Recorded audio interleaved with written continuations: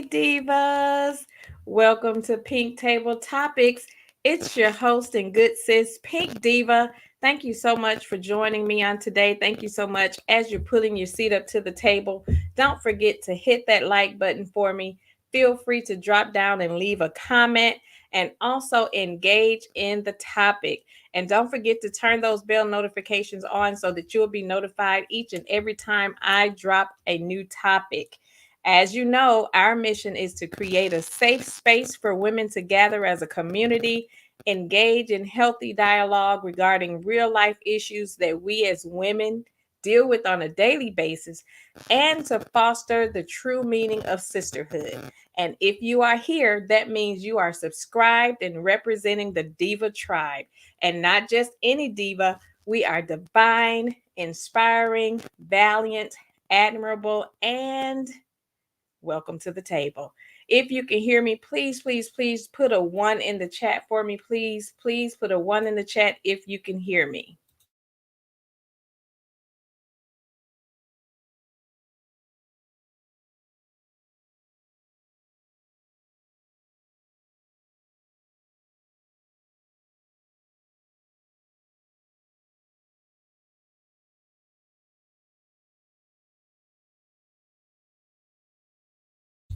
Okay, okay. I see everybody say they can hear me. How y'all doing? Happy Tuesday. Happy Tuesday. How is everybody doing? Let me go up and around the table and do my divas roll call and speak to some of my divas. I've spoken to some of you. Hey, Tanya B. Hey, sis. How are you doing? Tanya B said, good evening, divas. I'm making dinner while listening. What you making, sis? I just came in and my husband didn't go to work today, and I walked in and he had made a tuna casserole. Oh my goodness! Listen, if you have not had a good tuna casserole, make sure you get you some tuna casserole. Um, let's be clear. Hey sis, let's be clear. Says she's being spectacious. She's in the bushes. Deborah Jackson. Hey sis, how are you doing? Thank you so much for pulling up to the table. Hey, my diva, Teresa Wright. Thank you so much for joining me, sis. I appreciate you for being here, my sis, my sis. Chit Chat with QT is in the house. Hey, sis, how you doing? Thank you so much for joining. I appreciate you modding for me. You know I do. Thank you so much. Sound check Annette is in the house. Hey, sis. Thank you so much for joining me. Angela Richardson. Hey, diva. Thank you so much for joining me. I appreciate you for being here. I really appreciate you. Thank you so much. Kimberly Anthony. Hey, Diva. Thank you so much for joining. She said that she is from Chicago. Hey, Kimberly. Thanks for joining from Chicago. Chi-Town is in the house. How y'all doing? How is everybody doing? Oh my goodness, we have a great topic in store for us tonight. And I hope you are ready to talk about it. But before we get into our topic, to everyone that's in the chat, did you do our challenge from last week? You remember last week we had a challenge that we are supposed to do something nice for ourselves. Did you get a chance to do that at all? I would love to hear about it. If you were able to do something nice for yourself, put it in the chat and let me see if you were able to do something nice for yourself. Did any of you catch Mel's live on TikTok today? Oh my goodness, it was hilarious. Teresa Wright said, "Yes, I went line dancing and had a mani and pedicure." That is amazing, Teresa. Listen, I love me a good line dance. You hear me? I actually do that every Wednesday. I do a step class, and after the step class, we have a line dance class. And oh my goodness, I didn't know that there were so many songs that had line dancing. So kudos to you. Thank you so much for doing something nice for yourself. Didn't it feel good to actually just get out and do something nice for yourself? Angela Richardson said, I did. It was good. Good for you. Good for you. It's always good to do something nice for yourself. We know we talk about that all the time, that we do so much for everybody else, but we never find time to do anything for ourselves. So Kudos to you all for doing something nice for you. Hey, my diva, Miss Sugar Sweet says, good evening, Pink Diva in chat. Thank you for joining us, sis. Thank you so much. Let's Be Clear said, yes, I took a drive to my friends in Columbia, South Carolina. We celebrated with drinks and wings. Yes, you can never go wrong with some good drinks and some wings. Good for you, sis. Good for you.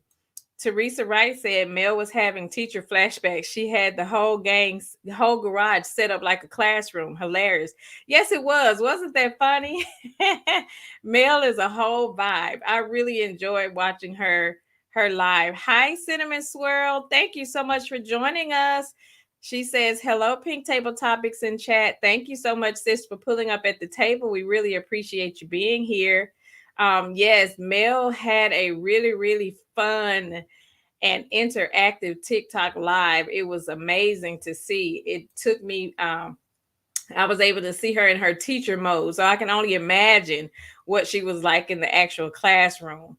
I think that was very creative, very, very creative. Thanks, sis. Sis said, please hit the like button, click the notification bell, and share the video with your friends. Yes, please do that. We are trying to get to 300 to 500 subscriptions. And once I get to 500 subscribers, I have an amazing gift set that I am going to send out to a lucky winner. Definitely. So please make sure you share the video with your friends, your family, because we're going to be talking about some topics over here that we all as women can relate to. So definitely make sure you share the video for me. Deborah Jackson said, I went shopping for myself. Yes. What did you buy, sis? She said she went shopping. You know what? I love me some good retail therapy. There's nothing better than retail therapy. Hey, sis. Look at Cricket22. Thank you so much for pulling up to the table. She says, good evening, Pink Table Topics, and everyone in the chat. Thank you so much for joining us, sis. We really appreciate you being here. Thank you so much. So let's get into our topic. As stated last week, our topic this week is friend or foe. When to cut off dead weight. When to cut off dead weight.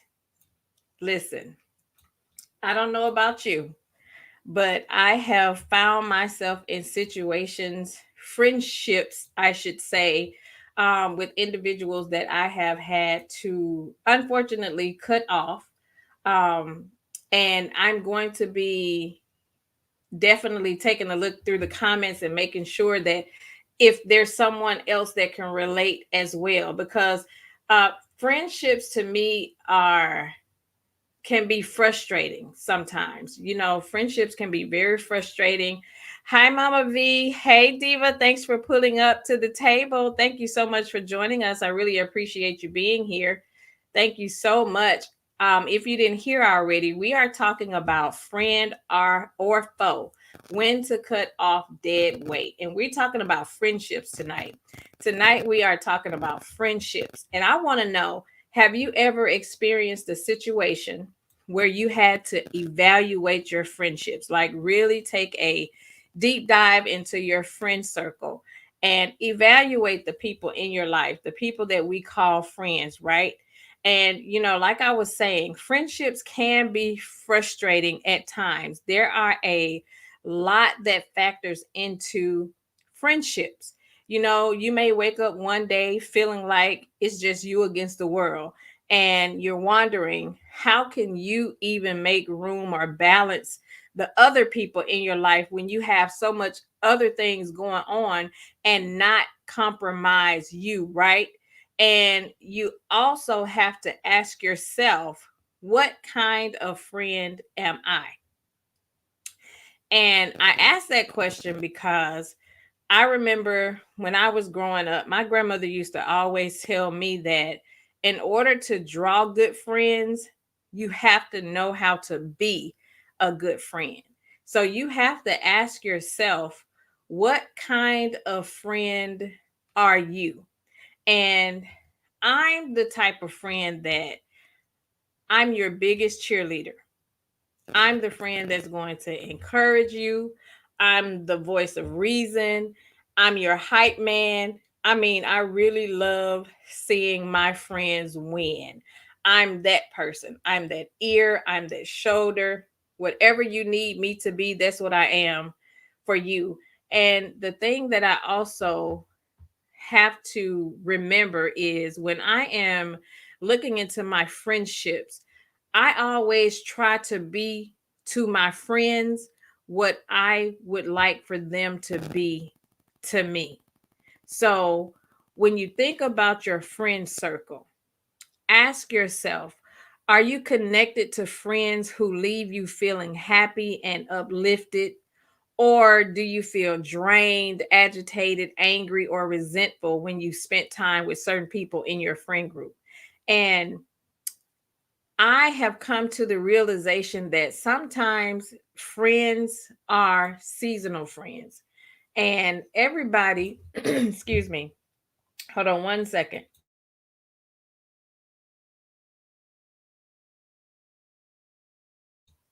Thank you. I had to take a swig of some tea, y'all, some sweet tea. um, so I had to reevaluate the friends that I have in my life because I think every friend that's a part of your friend circle serve a certain purpose in your life, right?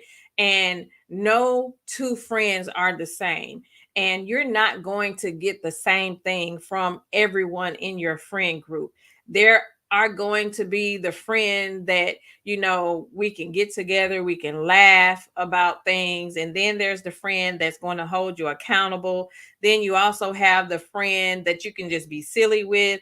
And you're going to have that friend that's very inspiring and motivating and just uplift you and cheer you on and, be there to help celebrate life's most important milestones. And you don't always get that from everybody, right? Hey sis, hey Real Talk with Grace and Mercy. She says, "Hi Pink Diva and everyone. Thanks for joining, sis. How you doing?" Sis said, "Thank goodness I haven't had to make a decision such as this in years. The few I have left are solid." Yes, sis. I think the older we get, our friends groups start to change. So it's a little different the older we get, I believe. Teresa Wright says, "Chit chat, me too. The ones I have are solid too." Yes, I actually have solid friends as well. I have friends that my two best friends still live back home in Mississippi, right? And our friendship is very unique to us and it's very easy. It's an easy situation. We don't have to do much. And because of the distance with us, sometimes we can go a month or two without even talking to each other. But when we do pick up the phone and reach out to each other, and sometimes it can be just a text message, and we reach out to each other, we can just pick up right where we left off. It's not any high expectations. I don't feel a certain kind of way because I haven't reached out to her. She hasn't reached out to me, or vice versa. And it's because we are adults and we have life going on. We have jobs, businesses, or whatever the case may be. Those relationships don't require a lot of work. We understand that, you know, life is lifing for everyone. And, we can only be so much to each other. But most importantly, when we need each other, they're there, right? So we don't have a lot of high expectations for what we're looking for in that friendship. But there are some, unfortunately, some individuals that are a part or have been a part of your friend circle that tend to have such high expectations as far as what the relationship look like or should look like. And just because you didn't speak to them within a week or something, it's always some type of negative connotation that comes along with it. And, well, you didn't call me, but I called you. And with life already being hard, the last thing you need is for friendships to be hard, right? So you want to make sure that you're being connected to friendships that actually add value to who you are. And and trust me, a lot of these topics that we're going to be talking about is definitely situations that I have personally experienced and I have personally been a part of. So I'm speaking from my experience in certain situations, right? So I'm going to explain to you a situation, and I've shared briefly about the situation before, and I'm going to share this. Hi, Aunt Debbie. Hey, Aunt Debbie. Thank you so much for joining us. How are you doing? Thanks for pulling up to the table. I appreciate you for being here. And one of the situations, so I had this friend, and I've been knowing this friend for, probably about 16 years now, right? And I would notice, and again, sometimes you don't necessarily really see the friend that's really riding for you or not until you're no longer connected to that person, right? So there was a situation that happened with this young lady and myself, and we're no longer close like we used to be. But when I was able to look back over the situation and really deep dive into the disconnect between she and I actually was able to see that she was really a low key hater, right? And I know we use that term lightly when we, saying that someone is a hater or whatever, but she was a for real low key hater. She really was envious. And I did not understand why, right? So the situation could be something as, when we were meeting up or what have you, and the group of us are sitting and having just a general conversation. The topic could just be about the weather. It was always instances where she always found an opportunity to bring up me and maybe what I had going on, just to get information. And she was the type of person, she was the type of friend that was anything you can do, I can do better type friend. Or if I didn't do it, it's because I just chose to not do it or I didn't like it. She was that type of friend. So she had a whole secret competition going on. And I had no idea that there even was a competition, right? Hi, daughter of Israel. Thank you, sis, for joining. Thanks for pulling up to the table. How are you doing? And so she had this silent competition with me, and I never really paid attention to what was going on until I actually took a look back at the different situations that we had been in. I remember vividly one time we were sitting at the table and I was sharing with my friend group that was sitting at the table about a contract that I had just gotten. It was a huge deal for me. It was a contract that I had just gotten and I was excited about it.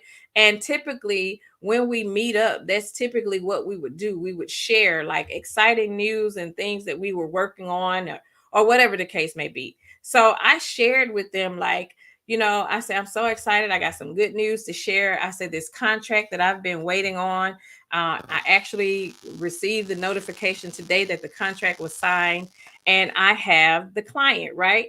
And I shared that information and I noticed that everybody at the table was happy except her. And I wasn't really paying that close of attention to her, but it was quite obvious, right? So she wasn't thrilled about my information. So as soon as I shared that I had gotten the contract, and she was like, well, what part of the contract did you get? Did you get this part or that part, or which part did you get? At that point, I'm like, I don't care which part it was that I got, but the fact that I was able to land this client is good enough for me. She was the only person that was trying to pick through the contract, right? And she didn't even know the full details behind what it was about. It was just that as a friend, I'm sharing with you my good news. And to me, you should just say, okay, congratulations. If there were any other details that I wanted to share, I would have shared. Okay, so fast forward a few weeks later, we were at a meeting and she showed up. The first thing she said when she sat down was, oh, I have some good news. I was able to get the contract for this. And to this day, I have no idea what her job is. I don't know what she does or anything, because she really is, to let her tell it, a jack of all trades. So anything you're doing, she's doing it to the 10th power. So I really don't know her job, right? So she began to share about a contract that she had gotten. I didn't ask any questions. All I said was, congratulations. That's great news. That's all I said. And to me, that's the kind of friend I am. I'm the type of friend that if you share something with me, I'm going to celebrate you for what you told me. I'm not going to ask you any details. I'm not going to get in your business. I'm only going to engage in the part of the conversation that you were willing to share with me. That's just how I am. I don't dig into your business. Because I feel like if I'm your friend, you share with me what you choose to share with me. And I'm okay with that. I don't have a lot of expectations when it comes to friendship. So I'm good with whatever it is that you choose to share with me. So after that situation, um, I was explaining to her, she and I went on a sister date. So we used to have this thing called a sister date where we would take each other out, plan a date, and take each other out on that particular date, whatever it was that you wanted to do, right? So it was her turn to take me out on our sister date. And she had it at her home, and we did the sister date, and I shared with her about this new business venture that I was getting ready to start at the beginning of the year. This was a few years ago. And I shared this information with her and she was like, oh, well, you're only going to be doing it for, this group of people and not that group of people, right? Because, that's not the line of business that you're already in. And keep in mind, she hadn't seen my resume. So again, I only share what I want you to know, right? At this time, she hadn't seen my resume. She didn't know anything about, what I did or any of my accolades that, the line of business that I was starting. I had been doing this. It was actually a part of my college major and everything. So I wasn't new to it. I was true to it for real.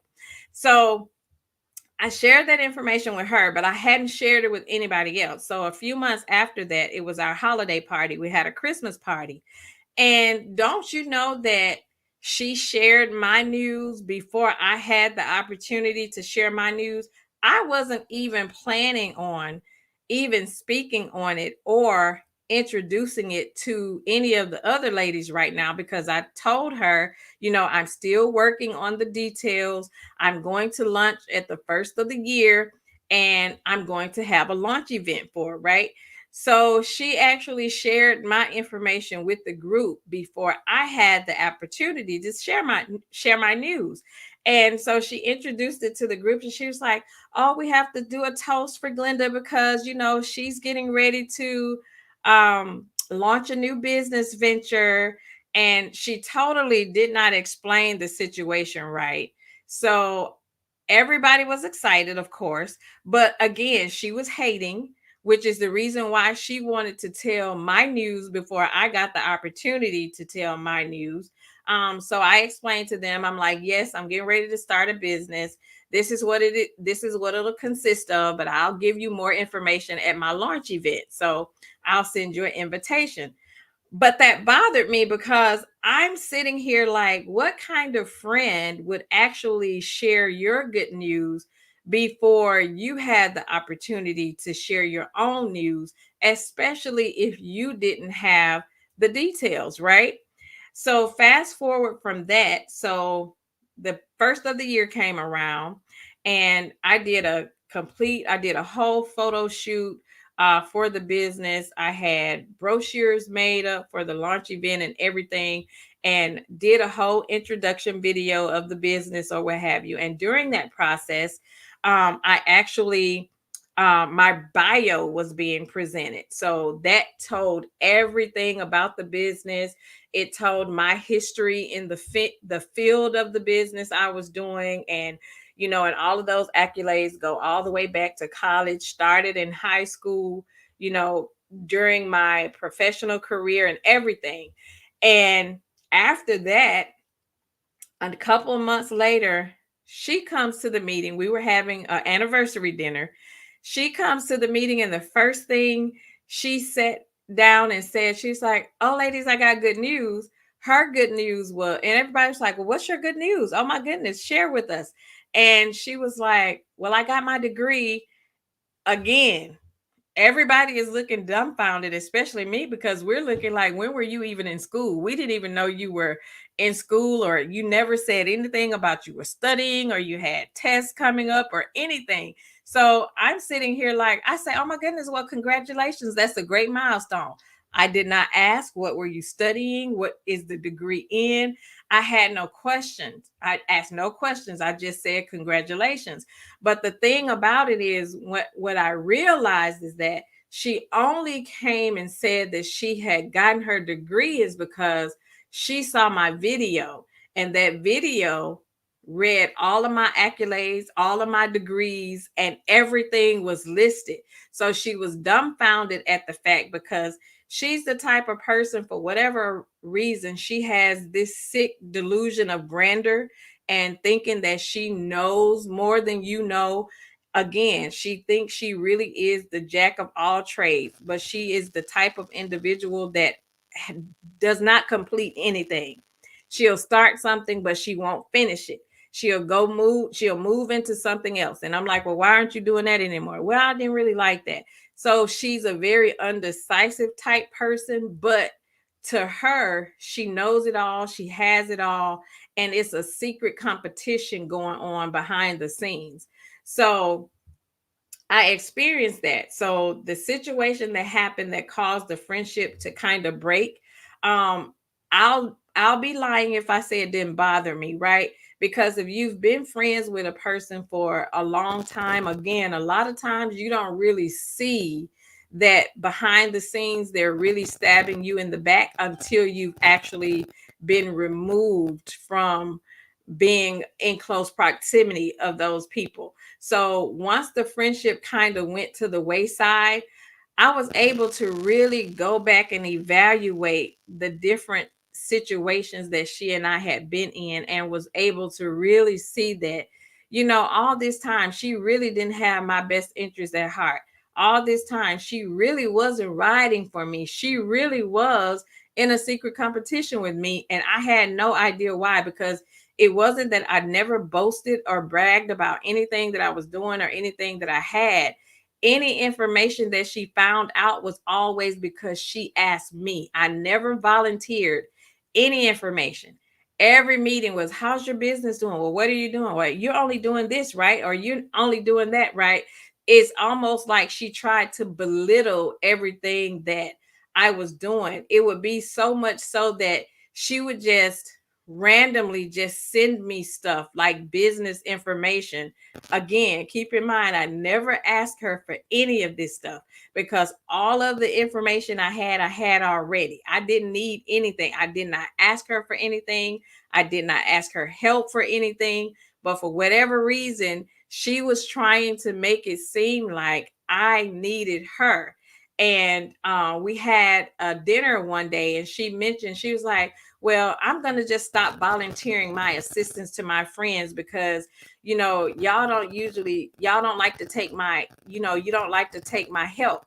And I say, "Well, you know what?" I say, "Well, how about you, if you feel that way, how about you just wait until people ask you for your assistance? Because if a person hasn't asked you, that means they don't need you. So to avoid you feeling a certain kind of way because people aren't asking, how about you just wait until you're asked for help?" Right? And she took offense to that, because she wanted to feel that she was more important, and she wanted to make you feel that she knew more than what she actually knew.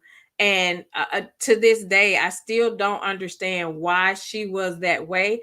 But I can say that um, I'm grateful that God allowed the situation to happen the way it did, so that I can see clearly that she just wasn't someone that I wanted in close proximity, excuse me, Wanda, on my tongue. Um, She wasn't someone that I wanted in my close sister circle. And that just goes to say what I was saying earlier is that, some friends are seasonal.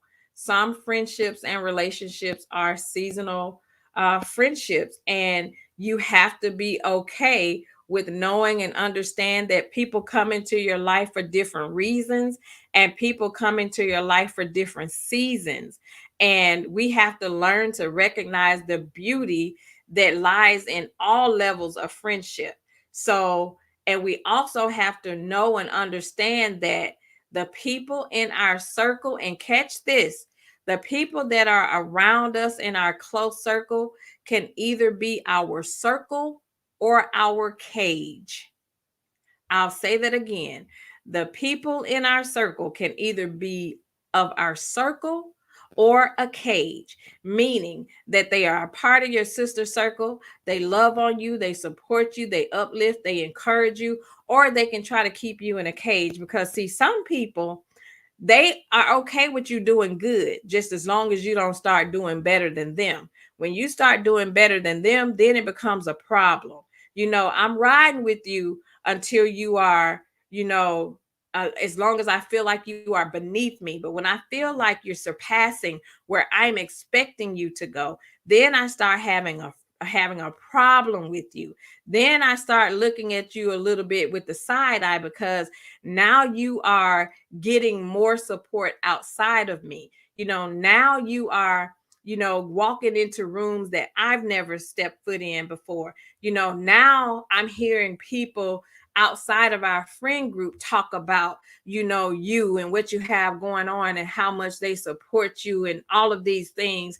And now I have a problem with it because I wanted to keep you in that cage. I didn't want you to outgrow where I expected you to go. I wanted you to stay inside this cage, and then I wouldn't have to worry about you surpassing where I am. And when you look back on situations like this, and I know a lot of us, we joined our sisterhood, on Sis's channel behind the whole Love and Marriage Huntsville, right?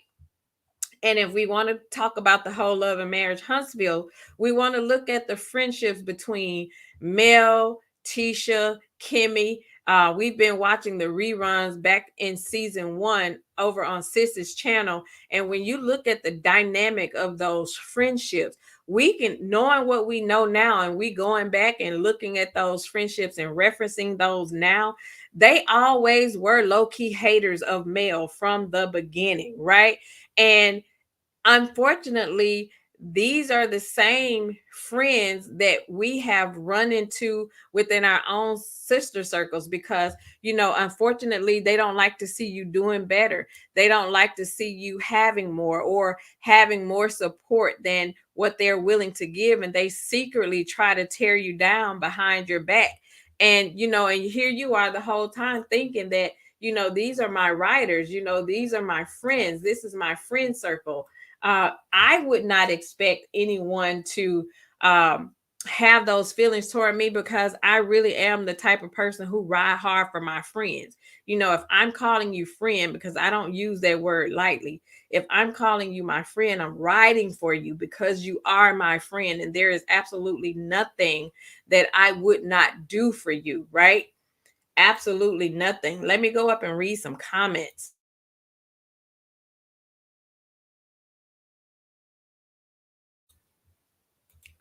Sis said, yes, don't pry. That's right, sis. I am not a prior. I'm a listener, and I will comment on the things that you wish to share with me, but I'm not a person that's going to pry in your business. And I don't feel a certain kind of way. I can be in a situation to where I know within my sister circle of friends, I know that there are friends who have shared certain things with other friends, and they'll come and tell you they share certain things with other friends that they have not shared with me. I'm not the type of friend that's going to approach you and say, well, why didn't you tell me and you told that person? You won't even know that I know.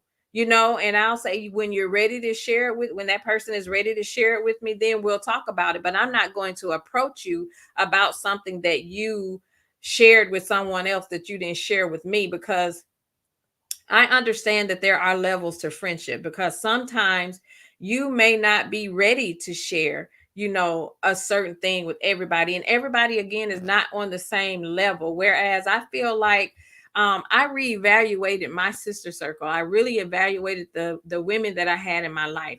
And I've come to the realization that some of my friends are just friends that we can go have a good time, have some mimosas, and eat, laugh, and do those things. But then I also have friends that we can sit down, we can brainstorm together, we can talk about business together. We can do a lot of other things. We can uplift and motivate each other in different ways. Everybody's not on that level. And I had to learn to accept those friendships for what they were. And if I know that you're not the type of person that I can talk to about certain things, then I'm not going to disclose information with you. I'm not going to share information with you or try to, bring up those type of conversations, because, you're just not that friend I can talk to about those things. Soundcheck Annette said she was trying to destroy your business. She really was. But the thing about it is, and one thing about me, I've learned that I move in silence. I move in silence. I don't share everything right away. And I've learned that don't speak too fast. And you best believe when I'm sharing it, that's because it's already ready to go at that point. I'm not sharing it while I'm in the building stages.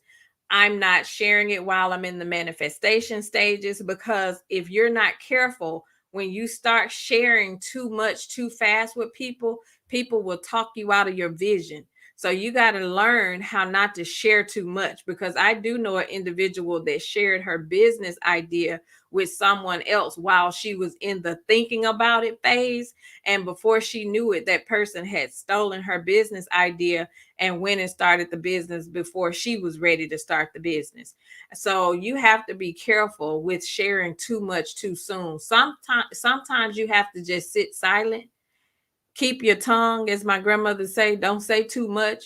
Just sit on it, work on it, and when you're ready and you're ready to push forward with it, then it's okay to share. So I learned that. That's why I'm so grateful that growing up I had the opportunity to have a village of wise women that were in my life. I was young, but I always felt like I was hanging around wiser women, the elderly women, my grandmother, her friends, my mom and her friends. I was always around their circle. So I was able to get wise counsel. I had a very wise village of women in my life, which is why I'm so appreciative of Aunt Debbie. We tell her that all the time, just being connected to wise women like herself. I was able to learn so much at a young age. So I was very wise among my years. So I learned that it's not okay to share too much too soon. So think about that the next time you're trying to, when you're excited. And I know we get excited, we want to tell our friends, and we should be able to tell our friends and not have to worry about our friend, running with our information and sharing it with someone else before we get the opportunity to share it. But, everybody move differently. And I had to learn that, I have to stop expecting me out of other people. Mama V says her envy was obvious. Yes, it was. Her envy was definitely obvious. Hey, Austin, how are you doing, sis? Thank you so much for joining. TNTG Mom. Hey, sis. Thank you so much for joining. Thank you so much. Let's Be Clear said, watch out for words, only, little, small, etc. They are trying to belittle you. That's absolutely right. They actually do. And you really have to pay attention. And usually when you've been burned in a friendship before, you'll learn to start paying attention to the little things. And although she and I are still in the same circle of friends, we still have to be in each other's space at least once a month, but I still don't share anything with her. Like with the way our friendship is now, she don't get the opportunity to ask me anything. And I know that it was it was needed. And when I say did I grieve that friendship? I did, because I truly thought we had a great bond, a great friendship.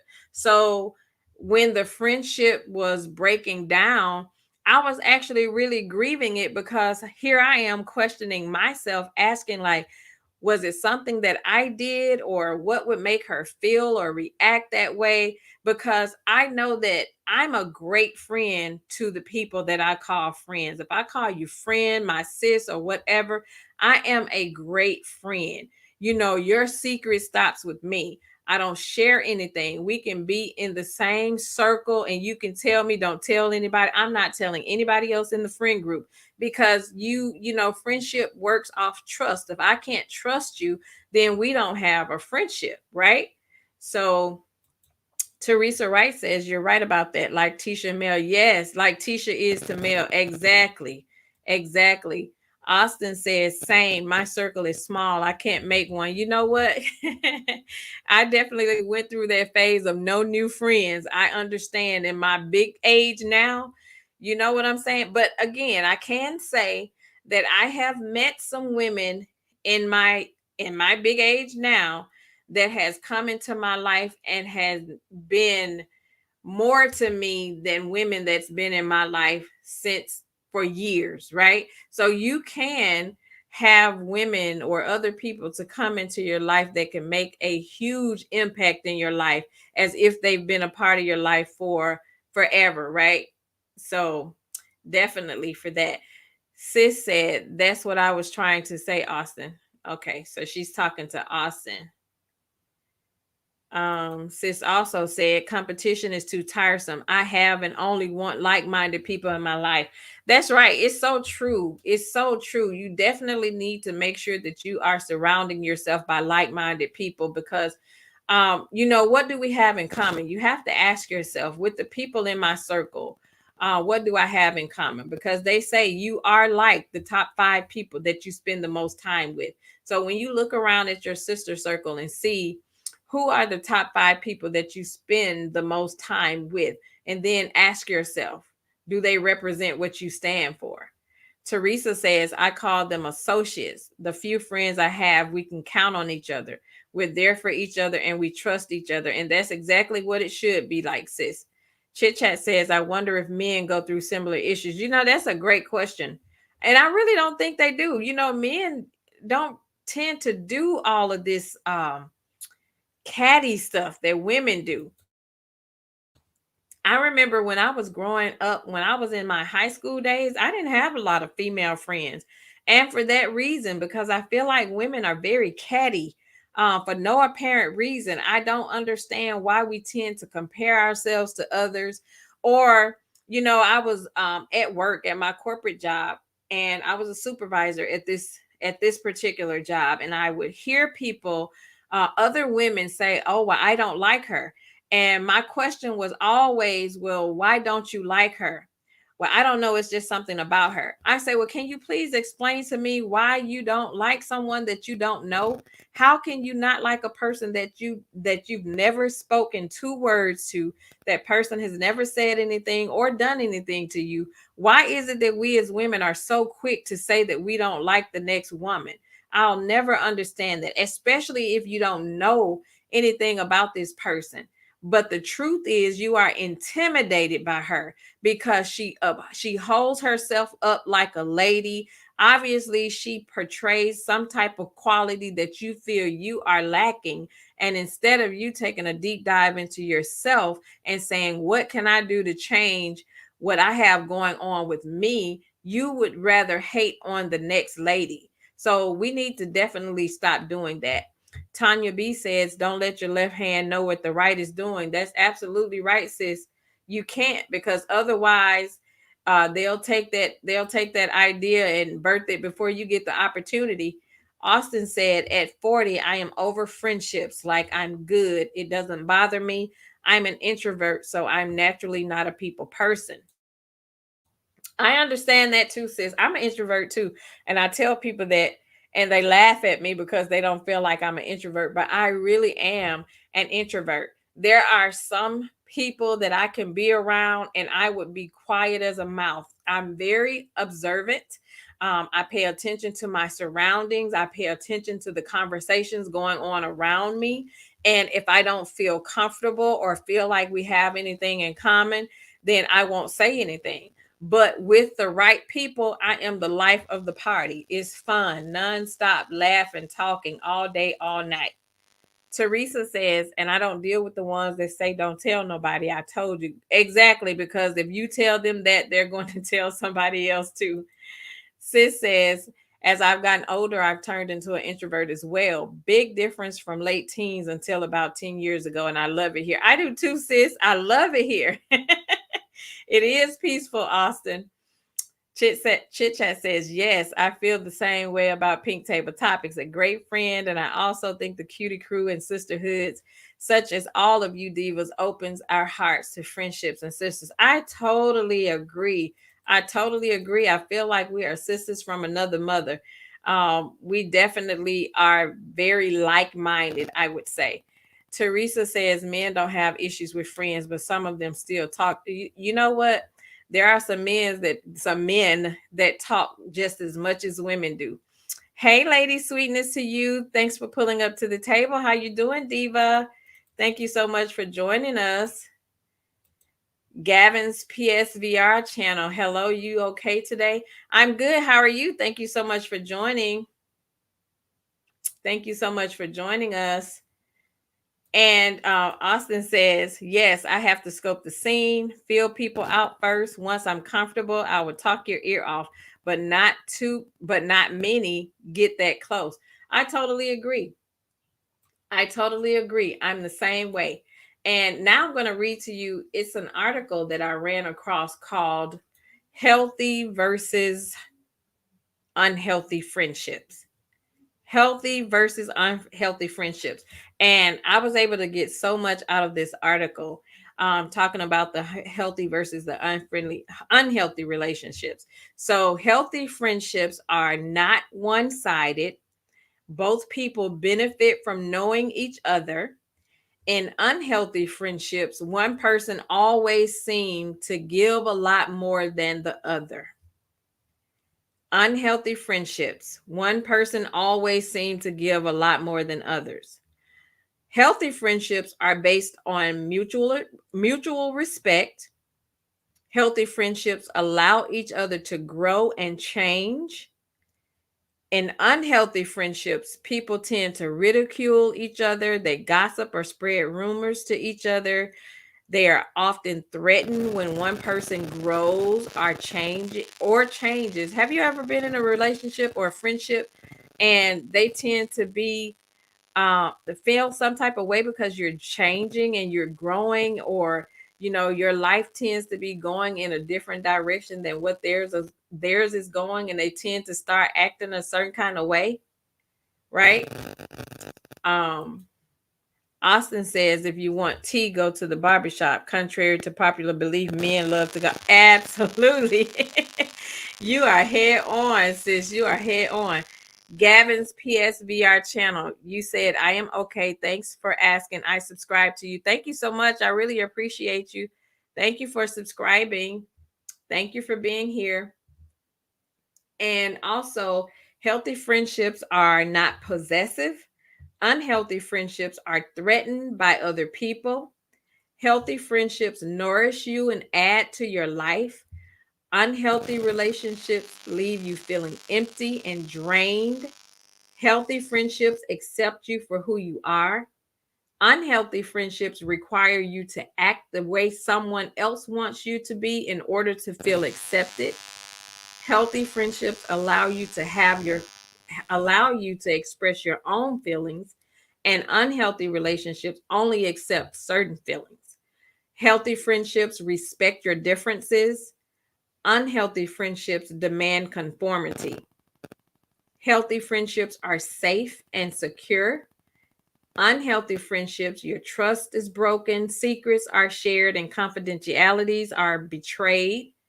In healthy friendships, both people are committed to the friendship. And unhealthy friendships is usually always one-sided. Healthy friendships are not about power or status. Unhealthy friendships look to take advantage of another person's social standing in order to improve their own. That's deep, right? So think about your friendships and the people that you know. Then go through the list of friends that you have and count the number of times you would put healthy next to their name. And then also take a look at your role as a friend. And in what ways do you feel you are a healthy friend? Or in what ways do you feel that you are an unhealthy friend? Isn't that deep? That is deep. So I had to actually reevaluate myself, and I looked, and I'm not just saying this because it's me, right? I really am a good friend to the people in my friend circle because I don't take advantage of any of my friends. I'm respectful of their time and their space, and I don't require a lot. If we can get together, we can get together because I know I'm busy and I know they are just as busy as I am. So, but what we do is try to make time for each other when we can, and that means we have to schedule time. Sometimes we have to pencil some time in because life happens for all of us and we get busy with work. Some have small children, some have spouses, and some have elderly parents that they have to care for. So time just isn't like it used to be when it was in our carefree youth, right? When we didn't care about anything but hanging out and kicking in and having fun. But now life is life and we have to do what we have to do for ourselves. So I have some questions, but I'm going to drop the link so I can bring some of you up if you would like to come and share your experiences with your friends or friend circle. If you have ever if you've ever lost a friendship because of maybe envy or jealousy, how did you handle it?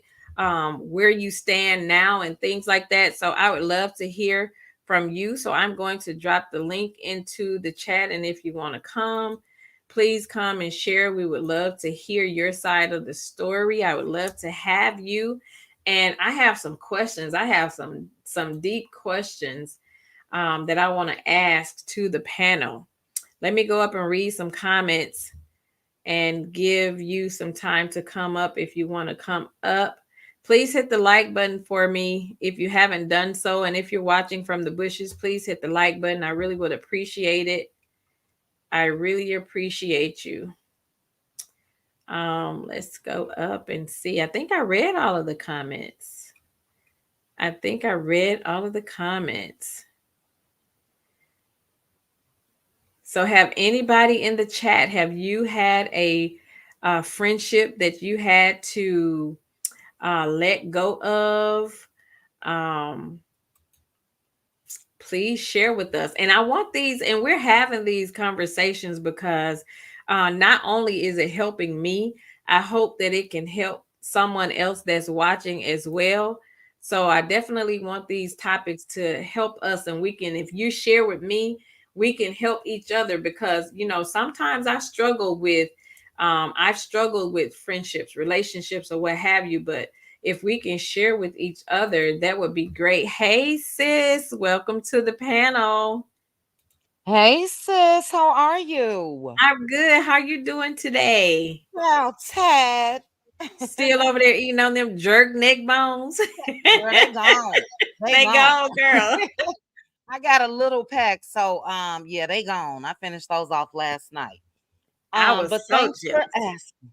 Yes, they were delicious. Um, Child, what was I about to say? Oh, I was in and out of real quick, Mhm, in and out of Mel's TikTok, but I did see the mhm. whole school theme. I saw her with her glasses on. It was cute, Wasn't that really, cute? really cute. Yes, but I had meetings today, so I couldn't stay.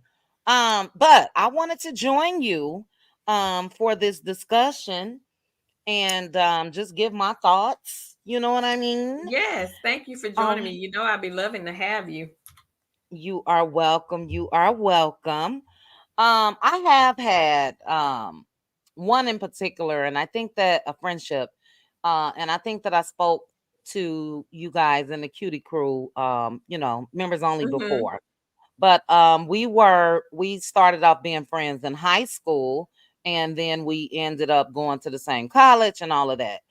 Anyway, it got to a point I noticed like slight competition in high school, but I didn't pay it too much mind. You know what I mean? Mhm. Mhm. We wore uniforms, so she would, for instance, go out and get the same shoes or the same purse or things like that. Wasn't a big deal. But as we crossed Mhm. over 21, and up maybe a little older, 22, 23-ish, and I had an apartment and had this beautiful black leather sectional. I had a little Firebird sports car at the time, and dressed to impress always. Well, she went out and got the same exact furniture set. How she knew where I got it from, I Mhm. don't know. Went out and got a similar car. I think I had an IROC and she went out and got the Firebird. Whatever. I'm telling my age with that. And then one of the straws that broke the camel's back, where I was like, okay, chick, you giving single white female vibes. I had a full length leather coat with mink around the collar, black. Still got the picture. I'm gonna find the picture and post it in members only.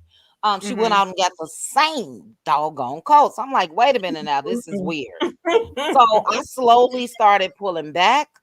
And then she did something else with a boyfriend of mine where she, went up to his job and that was it. I was done.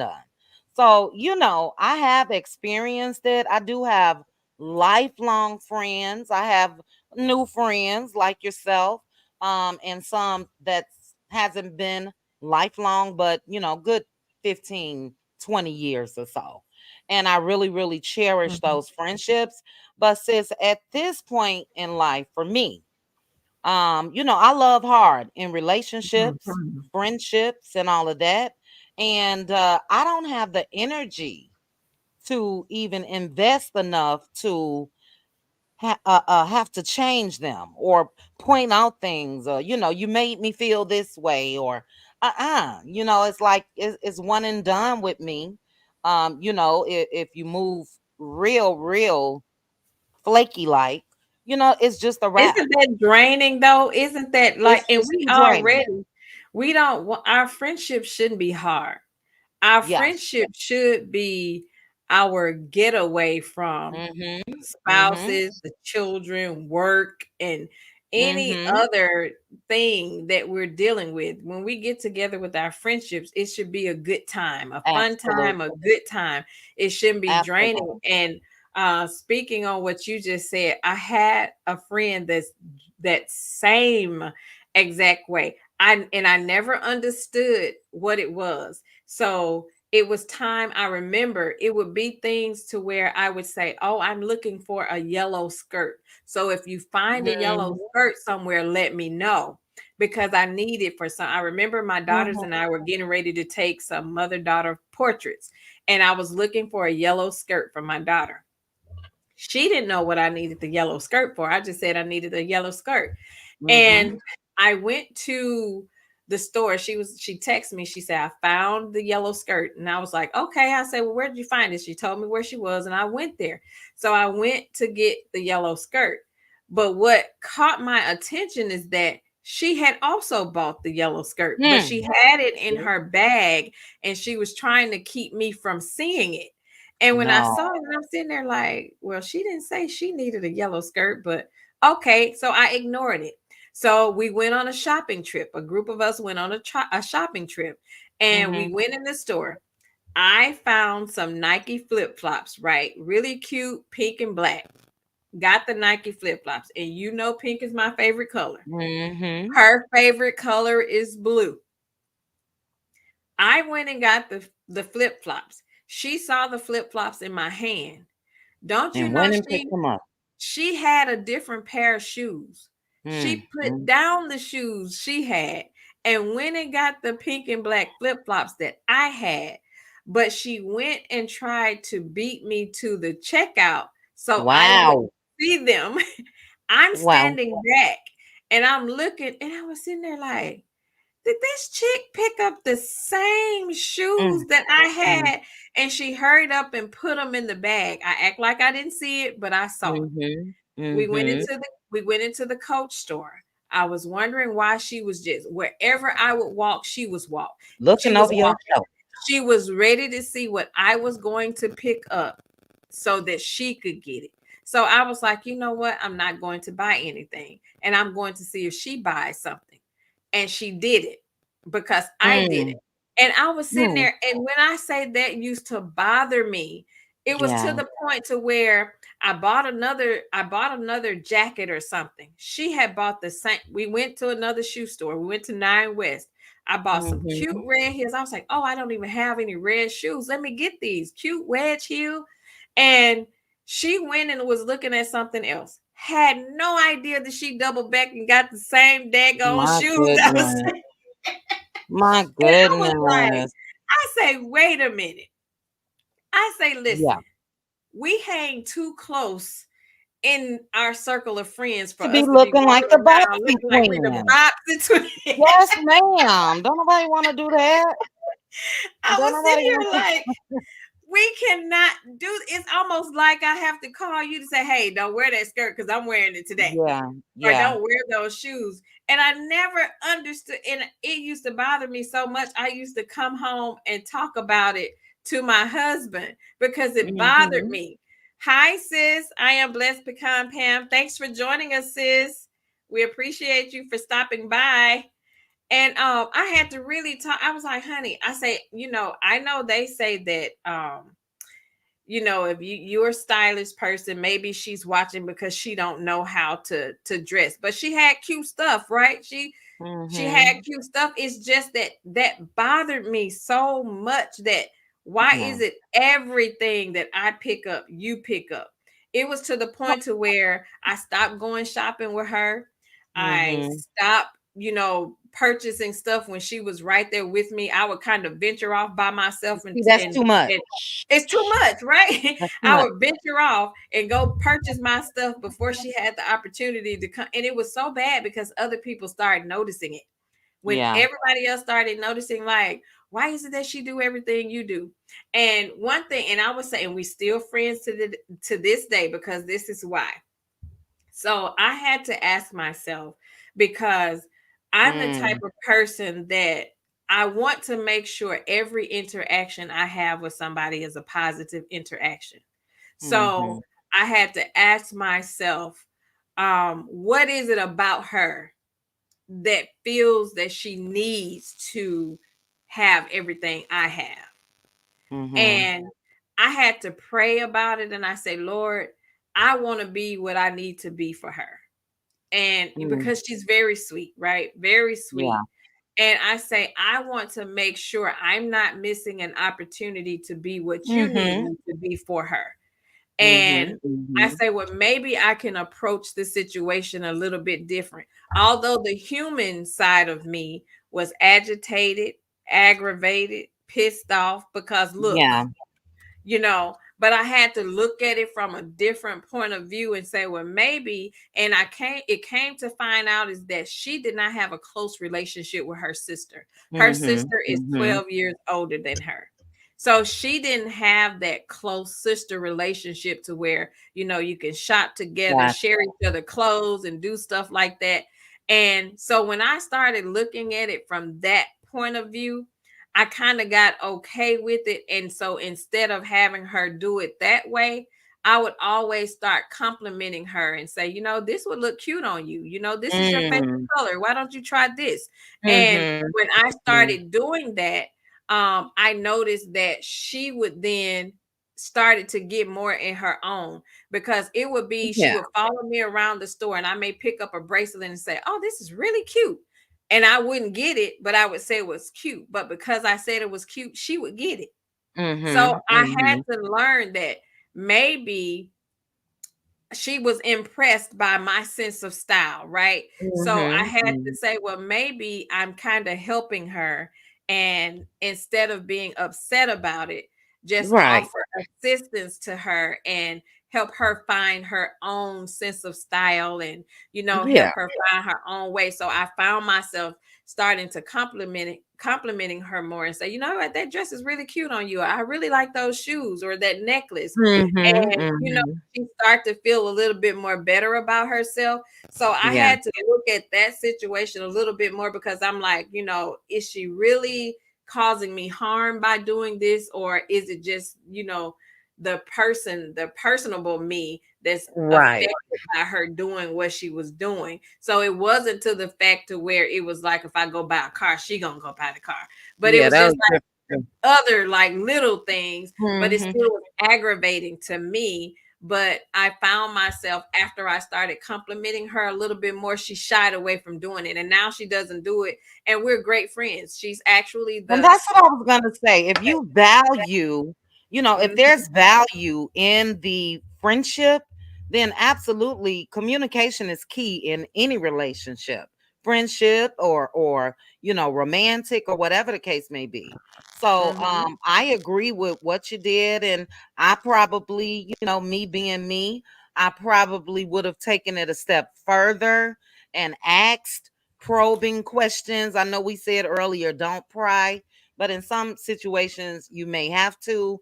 And in that one, she would have had to have known, maybe you don't Mhm. realize it, and I would have said it in a nice way, girl, we can't be out here looking like the Bobbsey twins. So I let's, said that, but I didn't say it in a nice way because I was yeah, pissed at that one. yeah. But in my case, the friendship that I ended, it was really single white female-ish, very Ain't that possessive scary? friend. It was very scary. And I haven't looked back. I'll tell you guys real quick what ended up happening. This really scared the crap out of me. So I relocated from Chicago to Vegas in 2013-ish. Yeah, Mhm. 2013. Went home for Father's Day 2014. And my dad, the house that we grew up in, very, very big home, big corner lot. We always in the yard, playing cards and whatever the case may be. You can see us from the busy street. You know what I mean? Guess who showed up? Now I cut off a good 15 years before that. Mm. Guess who just happened to show up? Girl, don't say her. It was her child, and this is what she said. She was pregnant, and she said, "I just so happened to be in the neighborhood because it was a fire station on our block. Because I was gonna go to the fire station and have them to show me how to put in a car seat." Girl, what? Out of Oh my all the goodness. fire states, you don't live over here. She didn't live over there. So this wasn't a childhood friend where she had, family or anybody. Child, you've been driving past my daddy's house probably for years. Oh my Okay. goodness. No, ma'am. So look, again, for me, sis, I just don't have the patience, and I want to read this real quick because this just shows how these Mhm. phones and all that listen to us. I Mhm. just opened up Instagram, and the post that's staring me in my face says, "Right now, I can't afford any more situations in my life that bring out the worst in me. It's Uh, exhausting and requires too much for me to recover from. I need calmness and peace in my life. Anything outside of that, I don't have the capacity for." Now that could have just mm, been, I think the phone was listening, they but be listening. that, yeah, but that applies for me for even with friendships. I would love, and that's why I love what you're doing over here. And you guys know how I feel about the Cutie Crew. We should be able to build new relationships and friendships and Mhm. sisterhoods and all of that. And as I said last week, I don't want to be hardened. I don't want to walk around with a hard heart. You know what I mean? And I'm just closed off to everybody. That's misery. But yeah, Right. my cutoff game strong though. And then I also have to be okay with other people whose cutoff games may be strong when it comes to me. You got to be okay with goodbye. You know what I mean? In some cases. I So, agree. And my youngest daughter went through the same thing. I think it was last year with her best friend, and they were been best friends since probably seventh, eighth grade. And it was the same situation. It was a one-sided situation. They would fall Mm-hmm. out with each other and then wouldn't talk for months, you know, and then they would have a conversation, and she'll reach out and say we need to talk, and they were talking. It was always the same thing. So she was a very selfish friend. The other chick was a very selfish friend. It was always a one-sided friendship, and especially when it came around her birthday, she felt like you should feel just as excited about her birthday as she did. Forget what you have going on. If I want to do whatever case, if I want to fly to Vegas for my birthday, you should drop everything that you have going on and book a flight and fly with me, regardless of how much it Mm-hmm. costs. She was that type of friend. And if she told her, well, you know what, I'm not going to be able to go, I can't go, it was always an issue. So she had a birthday. And mind you, when it was my daughter's time to say, hey, I'm planning this, or we're having a bonfire or whatever, come over, she never would come. She always would have an excuse. But if the shoe was on the other feet, it would always be a problem. So she ended up becoming a foster parent to two young babies. She became a Mm. foster parent. And her husband, and when she first got the two small children, because they were both under one, one of them was, well, they were both newborns basically, and her husband had to go away on a business trip. So my daughter said, well, you know what, when I get off work, I'll come by and help you, watch the babies while you shower, cook, or do whatever you need to do for a couple hours, and then I got to get home because I got to get ready for work the next day. So she Mm-hmm. did that, a couple days out of the week, until her husband came back home or what have you. And she was one of the most unappreciative people that I have ever seen, because for one, you my friend, but I don't have to do anything for you. I did it out of the kindness of my heart. So unfortunately, the one of the kids, the mother wanted back. So she became very attached because she had struggled with having kids, right? And becoming this foster parent, she became very attached to the kid. And my daughter was telling her, well, keep in mind that this is you are a foster parent, and there is a possibility that you may have to give the baby back. So don't get too attached. So the baby boy had to go back to the parent. And she really went through a whole like depression and breakdown behind it. Mm-hmm. Day that the little boy was getting ready to go back, my daughter had a conflicting schedule, and she was like, well, are you going to come by and see the baby before the social worker gets here? And she's like, no, I'm not going to be able to make it. And she's like, well, what do you mean you're not going to be able to make it and come see him, and you won't be able to see him again? And she was like, well, first of all, this kid don't even know me. He's a newborn, so he won't remember that I didn't get a chance to come see him before he goes back to the social worker. And it's not like I can stop what I have going on to be there to see the baby before the social worker comes. And when I say she completely like shut her out. Hold on, sis. I'm Okay. sorry. Uh-uh. John Warsbach. Troll or no? Hi, John. You may want to chat with him, sis. Me, Hi, John. 9 year Thanks for old. joining. No, no, no, no, no, no. I don't know what that Um, means. yeah, we don't understand what you're saying. What are you saying, John? Thanks for joining us. We'll see what he says. All right. Um, Sorry, sis. what are you saying, John? We're not understanding what you're putting. Bro. I think John may be a troll. All right. Well, we're going to get rid of John. Go ahead, Yeah. sis. Bye, John. Uh, Do I have Teresa Rice the. said definitely a troll. Okay. Let- He gone. Okay. But so she just stopped responding to her, stopped, interacting with her, and she kind of like they didn't talk for probably about 6 months. And then when it was time for her birthday to come around, then she wanted to reach out and say, hey, I think we need to talk. And to the point my daughter said, you know what? I'm tired of talking, because we do Mm-hmm. this all the time.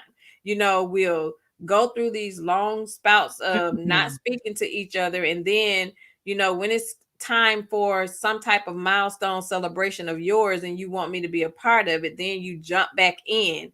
And then Teresa Wright, don't you start. She said, nope, I'm team iPhone. That's pink tabletops with that old.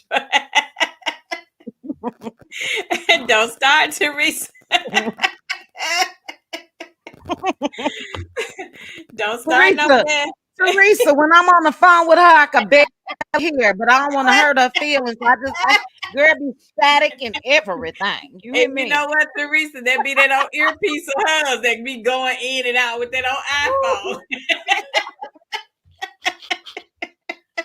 That's exactly. Hold on, sis. Let me connect to this device. You wrong, That be sis. that old iPhone. But we gonna say that because she know we not gonna start with the iPhone and the Droid. Not over here. Baby. Team Droid. Ooh.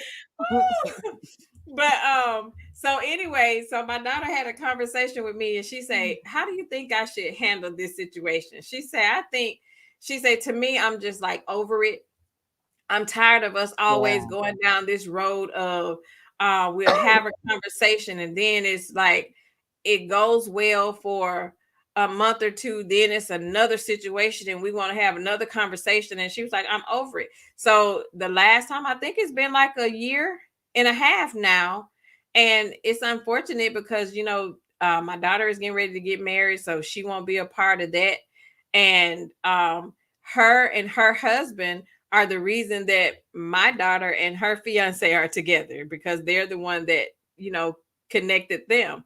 And she said, I'm just over it. She said, I'm just done with trying to repair a friendship that I feel like I have to put so much time and attention Yeah. to. And it's too much work. Like, I'm not a Mhm. counselor.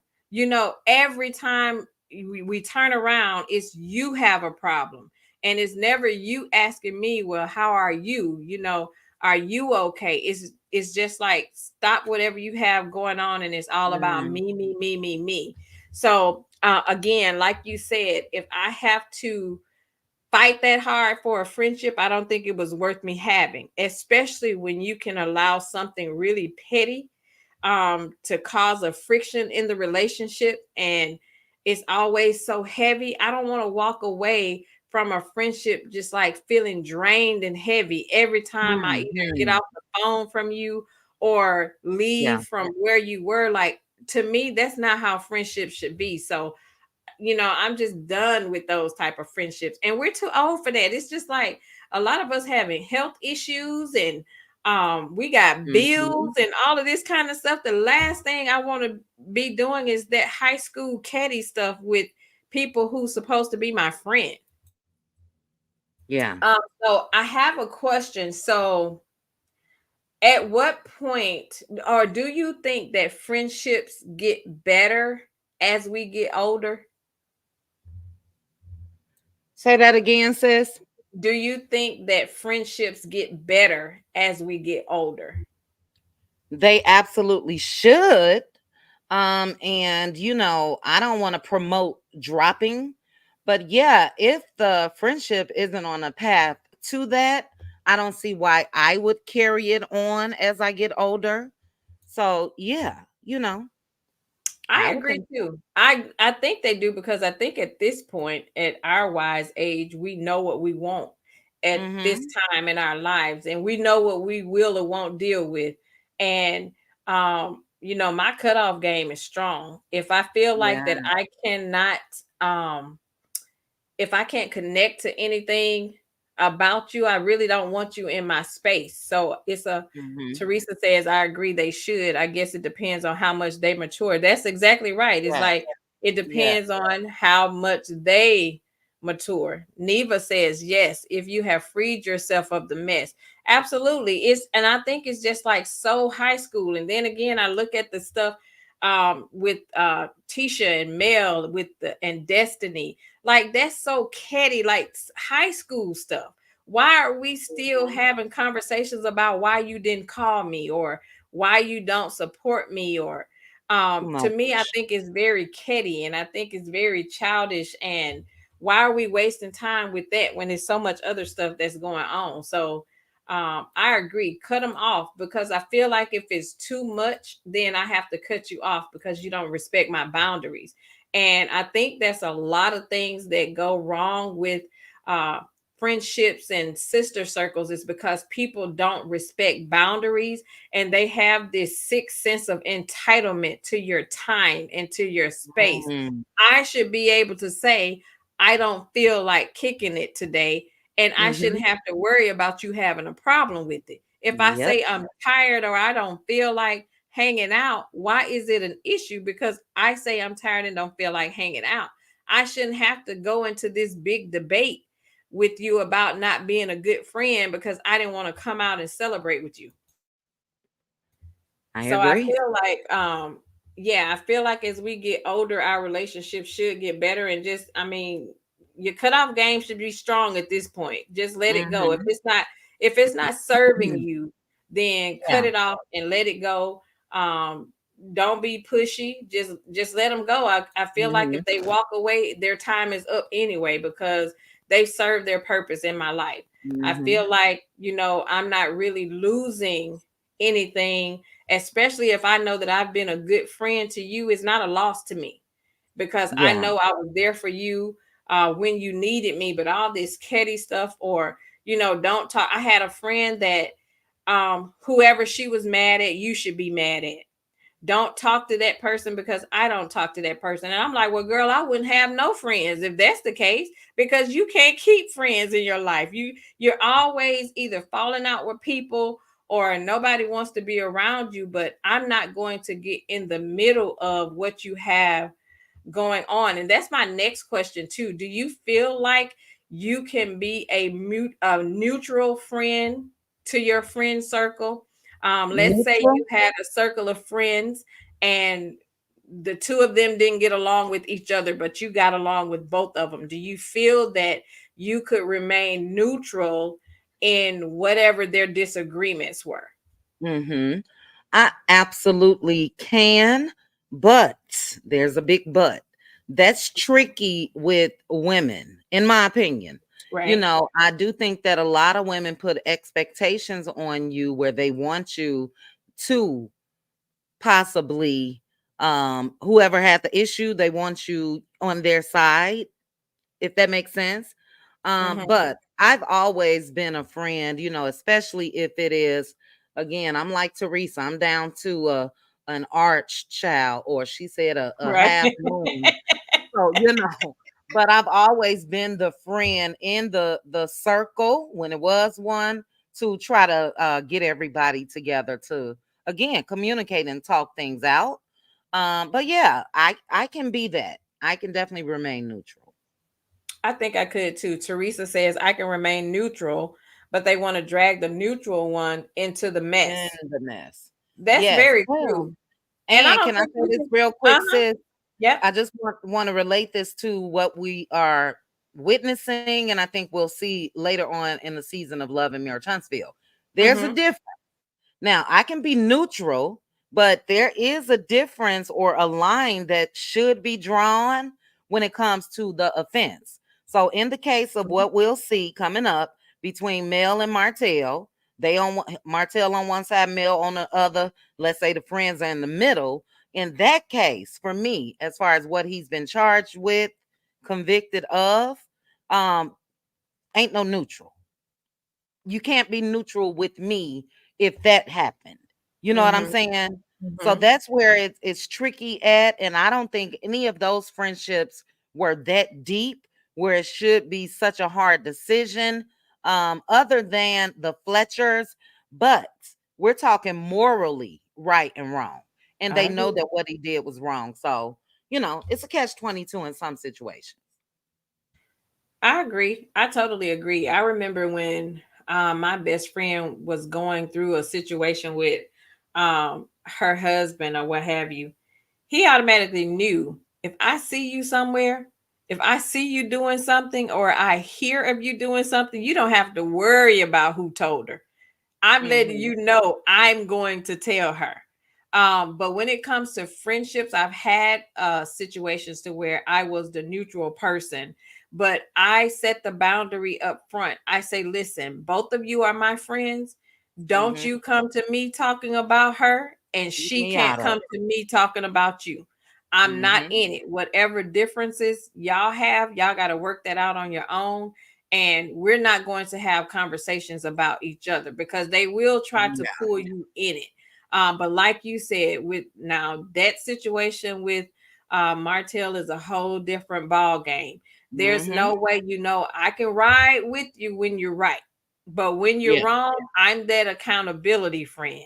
I Mhm. am going Mhm. to hold you accountable to the things that I know that you've done wrong. That's And right. that is a no. And to me, Mhm. I don't think that you are a good friend if you're not holding me accountable. You can't just Mhm. be riding with me on my mess because I'm not gonna On ride with BS. you on yours. I'm gonna Yeah. call you out and say, now, sis, you was wrong. You shouldn't have done that. And Mhm. I'm not riding with you on that. So if you are upholding a person when they're wrong, then you're just as wrong as they are. And Yeah. you're not portraying being a good friend because I Mhm. should be the type of friend to where if I come to you and tell you that you did something wrong, I shouldn't get upset, when you're telling me that. Or Mhm. you shouldn't Mhm. be upset with me, and you shouldn't have to say, pick a side because, Yeah. I was your friend before that person was your friend. Well, I don't care because if that person has never wronged me, Right. I'm not going to stop befriending that person because y'all have an Mhm. issue that has nothing to Yeah. do with me. But if you've done something morally wrong, then I can't ride with you. Mhm. I agree. I agree. And even again, when it comes to the Fletchers, let's say they want to, and they are, continue to maintain that relationship with Martell, then guess what you're gonna have to show me? I'm gonna try to say it nice. You're gonna have to show me that you showed him some tough love. You were wrong. You deserve Mhm. to be locked up. This, that, and the other. Don't let me see you saying, "Well, I don't think you should have been in jail," or "I don't think that was that serious." No, you know what I mean. So yeah, we want to be fair and neutral in a lot of cases, but there Mhm. are some instances where you cannot. But I'm like you, don't involve me at all. Work it out. Or if you guys decide to no longer be friends or whatever, then that's on you guys. But yeah, I don't want to be that middle person. That's very true, especially when it's a situation with Nail and the whole Mel and Martell situation. Now, I'm not riding with that. Now, I'm friends with both Mm-mm. of you. We're mutual friends or what have you, but I'm going to be on your neck every time I see you because that was wrong. I'm not going to, try to baby you or pacify you Right. and not hold you to your wrong because I'm a mutual friend, because wrong is wrong regardless of where it comes from. So I'm not going to ride with you when you're wrong, but I'm going to be 10 toes down with you when you're right. So, and that's the kind of friend I am. I remember when I had a friend that she was in a close friend circle with us. So we, traveled together or what have you. And we kicked it at different reunions and all of that kind of stuff. But I didn't grow up with her. So I met her when I moved to where I am now. And we were my ex-husband and her husband were cool and we did family stuff together. But I remember where I was working at, I was a quality manager. So, we had to, it was a worked at Wells Fargo, it was a bank. So we had to listen in on the phone calls, right? Just random Mm-hmm. phone calls because the phone calls were recorded and I was a quality manager. So I had to listen to the phone calls that were going out and in, and we had to actually score their quality of the call that they had with the customer. Mm-hmm. And I ended up randomly.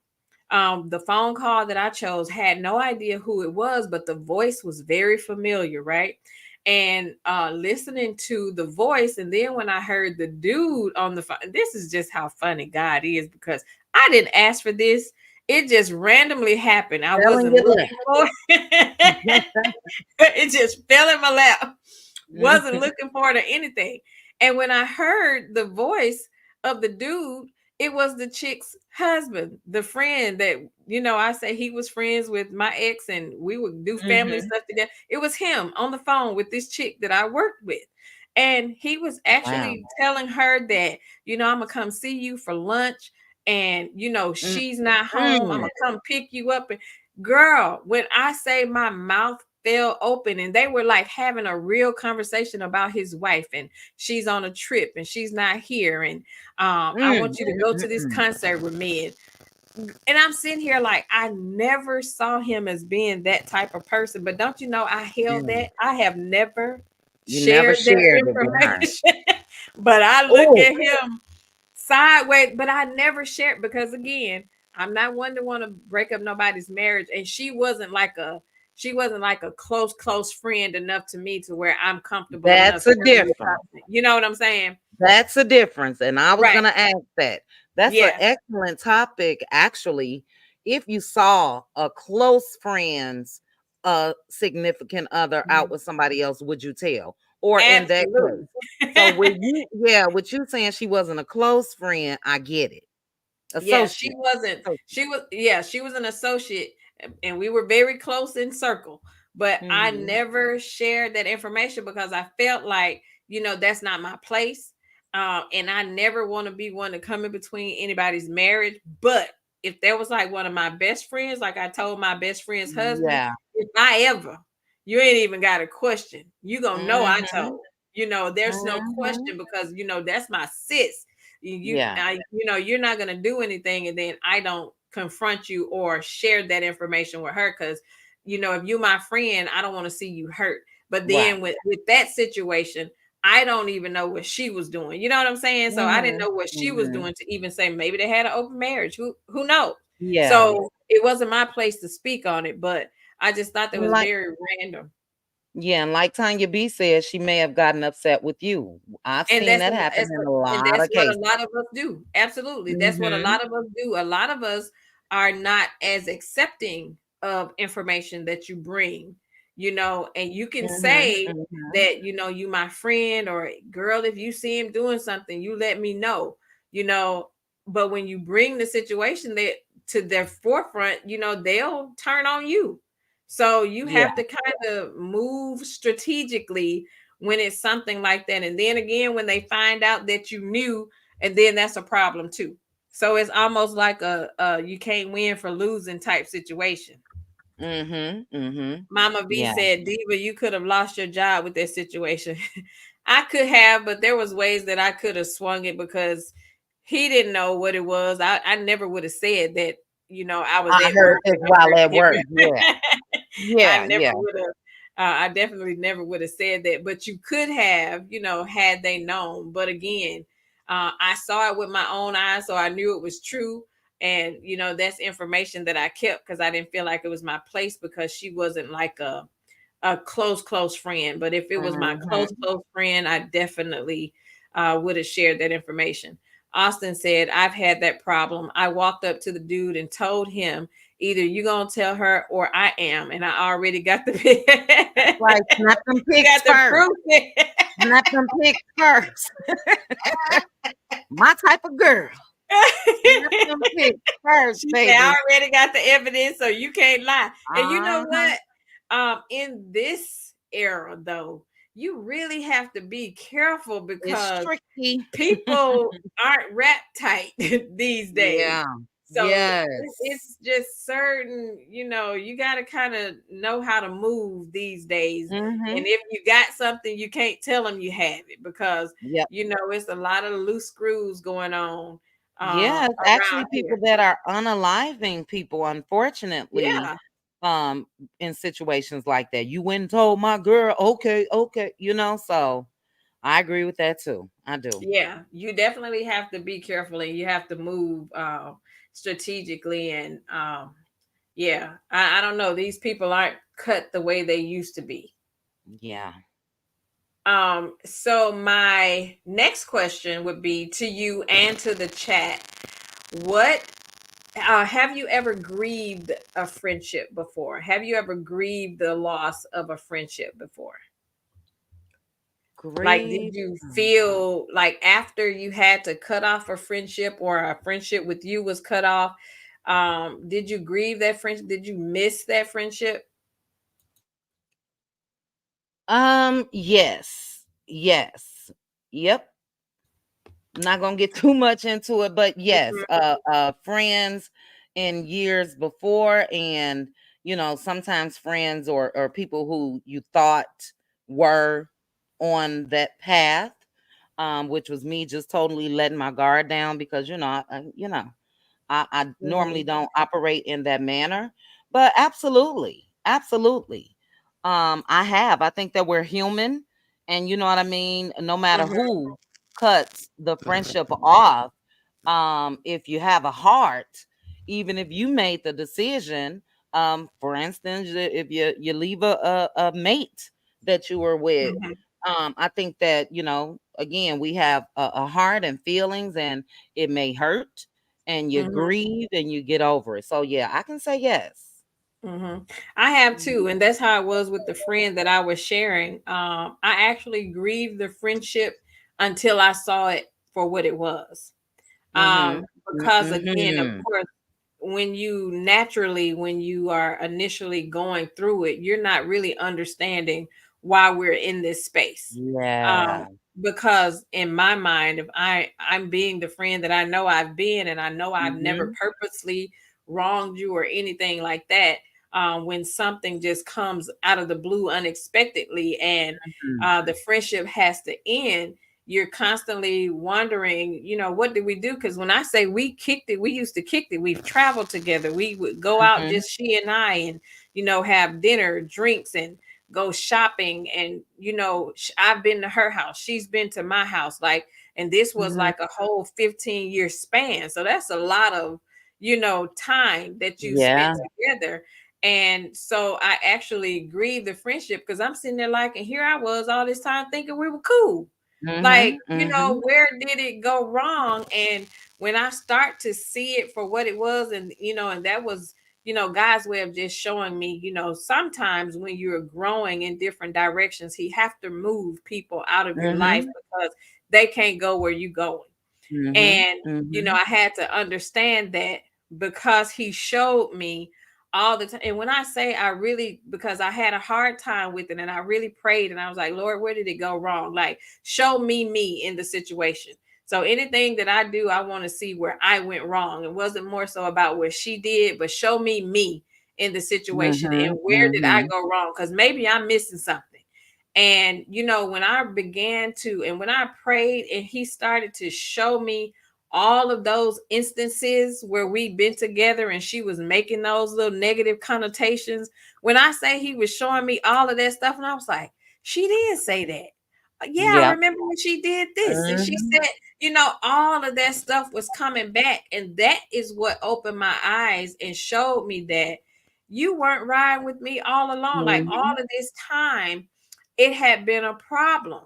And because I remember she said several times when I was first introduced to her, and a couple years had went by, but she always would say, and she said it often, she was like, yeah, because I thought you were gonna be stuck up when I first met you, or or I thought I wasn't gonna like you when I first met you. It was Mm. always that kind of little stuff. And I was like, Mhm. well, why would you say that? Or why would you think that? Why would you have that preconceived notion and you hadn't even gotten to know me at that point? But she Right. said that often.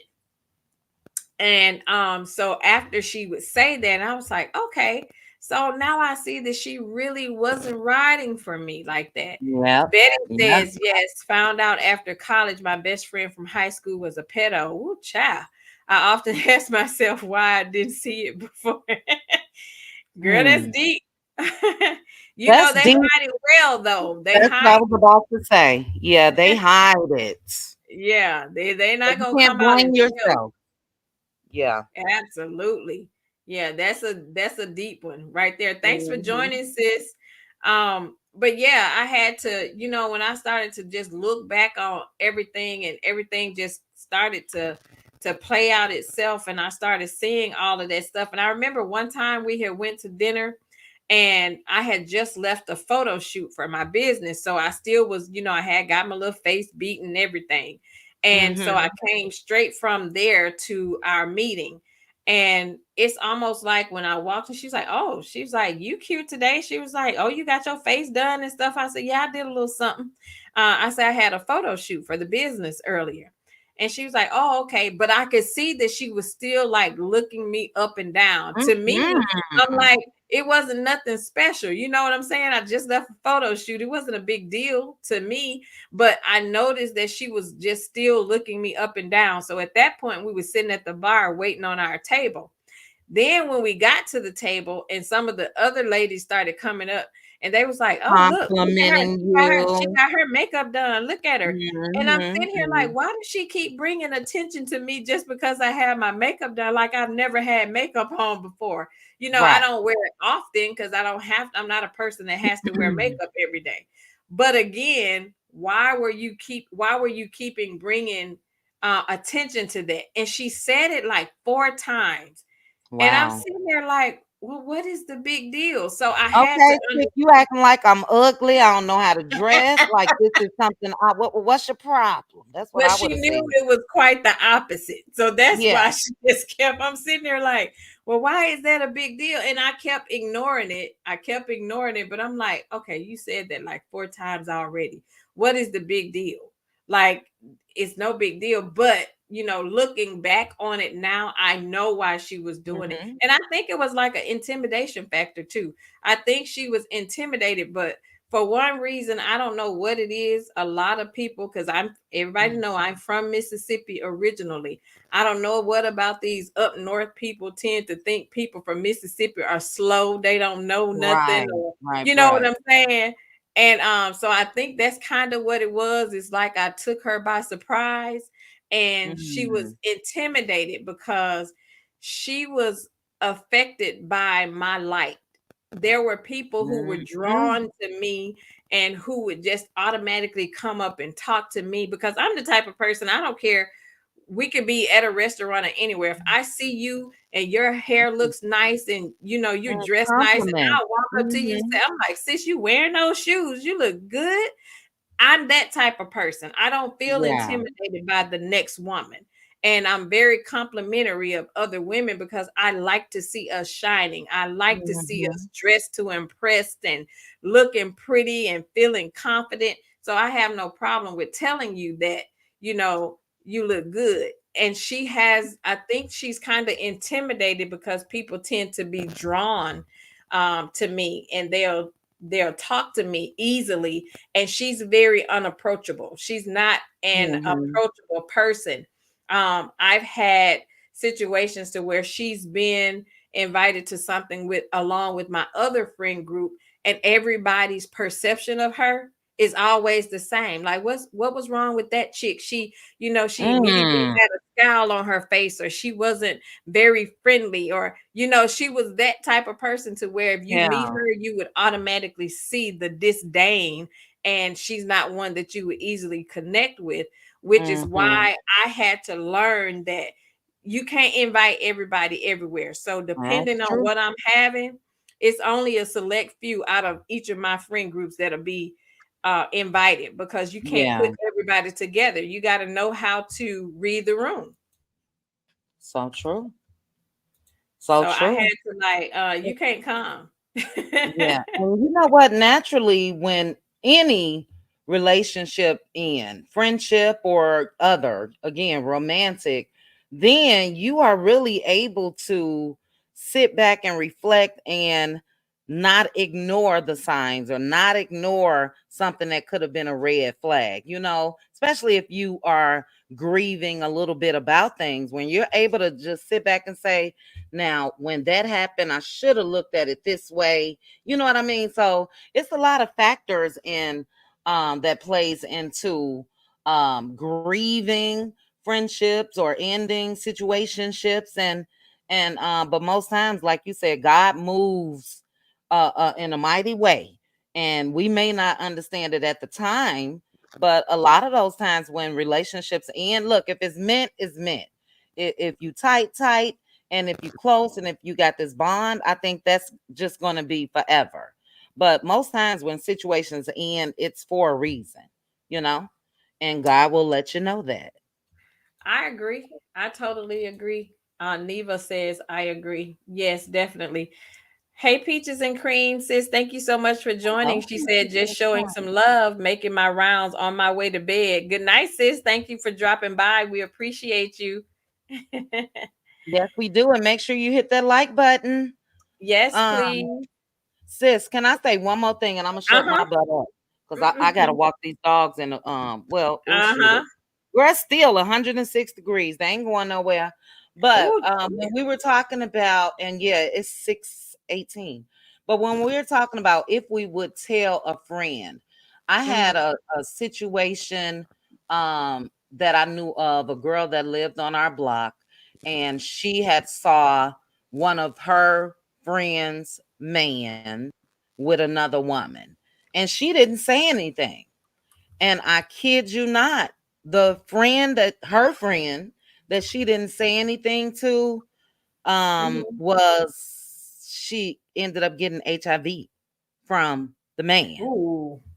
So and knowing of that, that made me really think about what I would do.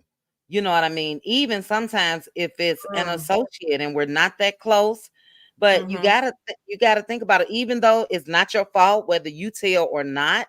And who knows if you could have prevented that from happening to the person or not, you know.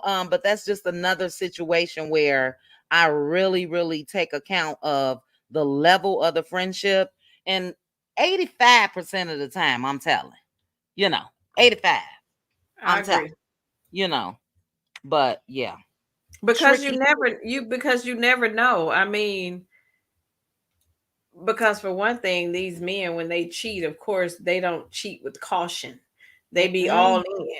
And, Yep. there's no telling what you bring it home. But if Mm-hmm. it's my Mm-hmm. friend, I'm like you, I'm telling. Um, Mm-hmm.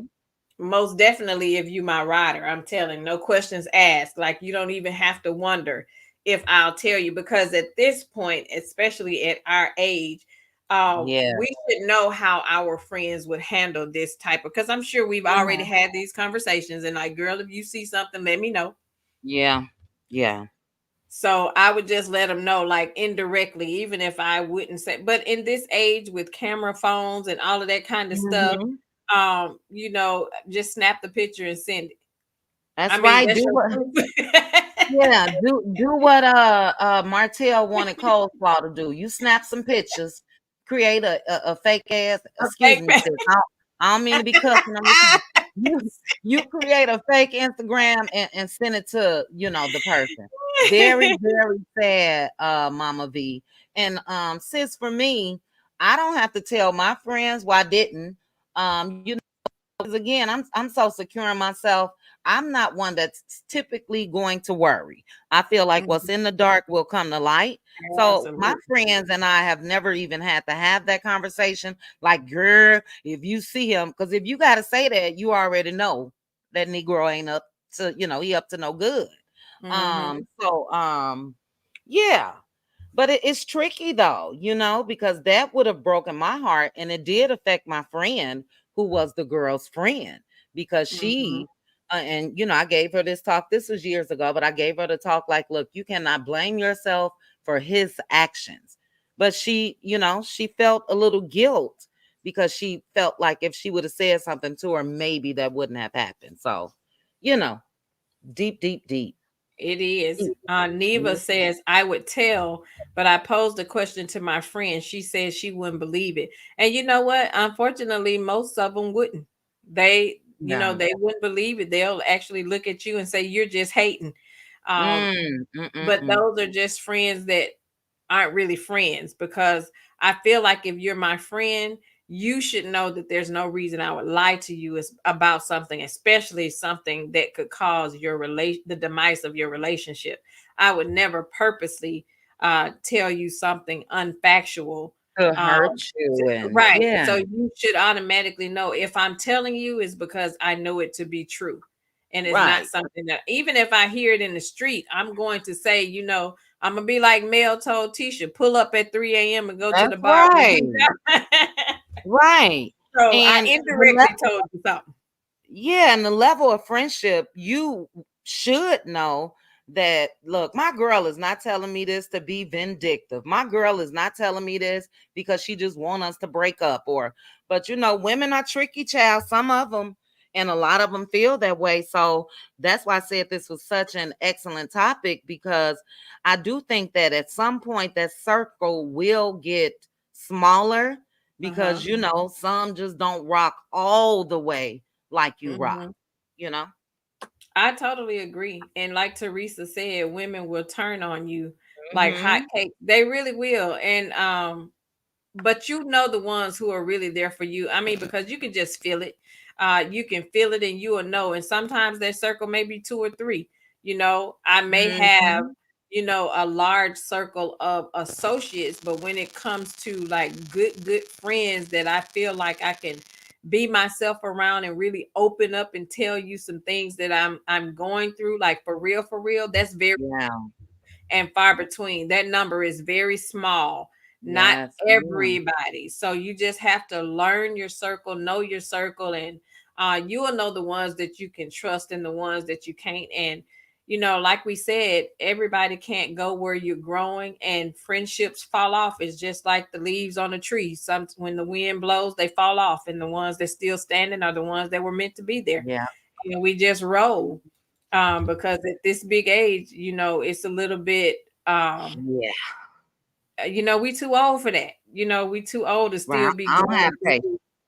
I don't either. I just don't Mhm. have the patience to be sitting here having disagreements with people who I mean, we can agree to disagree, that we're not going Yes. to always think alike, Yes. and we're not going to always agree on every single thing. We are going to have Mhm. differences. That's what make us unique. But when it comes to the matters of the heart, when it comes to us being truthful, and Mhm. be it we are being healthy or unhealthy, in our relationships, you got to know when to cut it off. You got to know when that relationship is no longer serving you, and if it's not adding value to who I am, then I got to let it go, because Right. I'm not going to be going through those type of petty situations with people who's supposed to be my peace.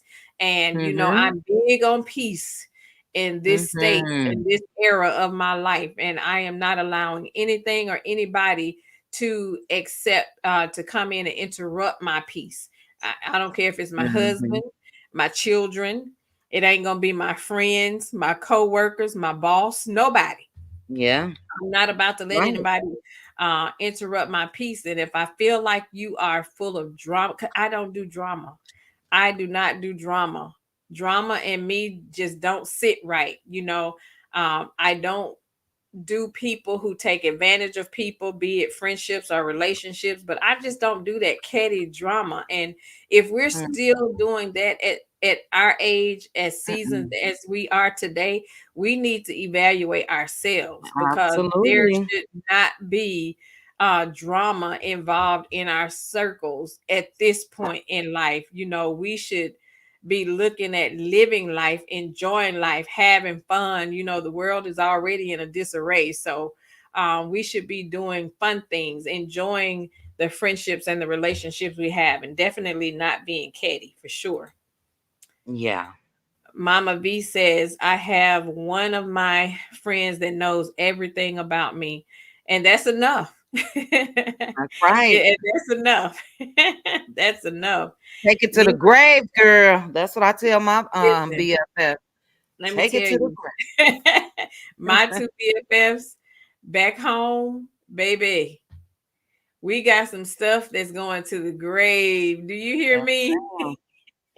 And it be Yes, so ma'am. funny when we see each other. All we have to do is just look at each other, and we Give just that look. fall out laughing Uh-huh.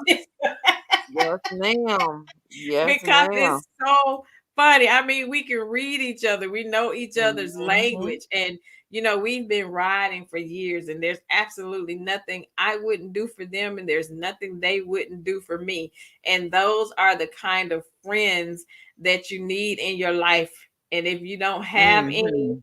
you are definitely missing out on those type of valuable friendships and relationships, to where you are happy to celebrate each other's milestone celebrations, and Let me share this story and then we're gonna go because we're at 1 hour and 54 seconds. So I was talking to my best friend last. Don't it go fast?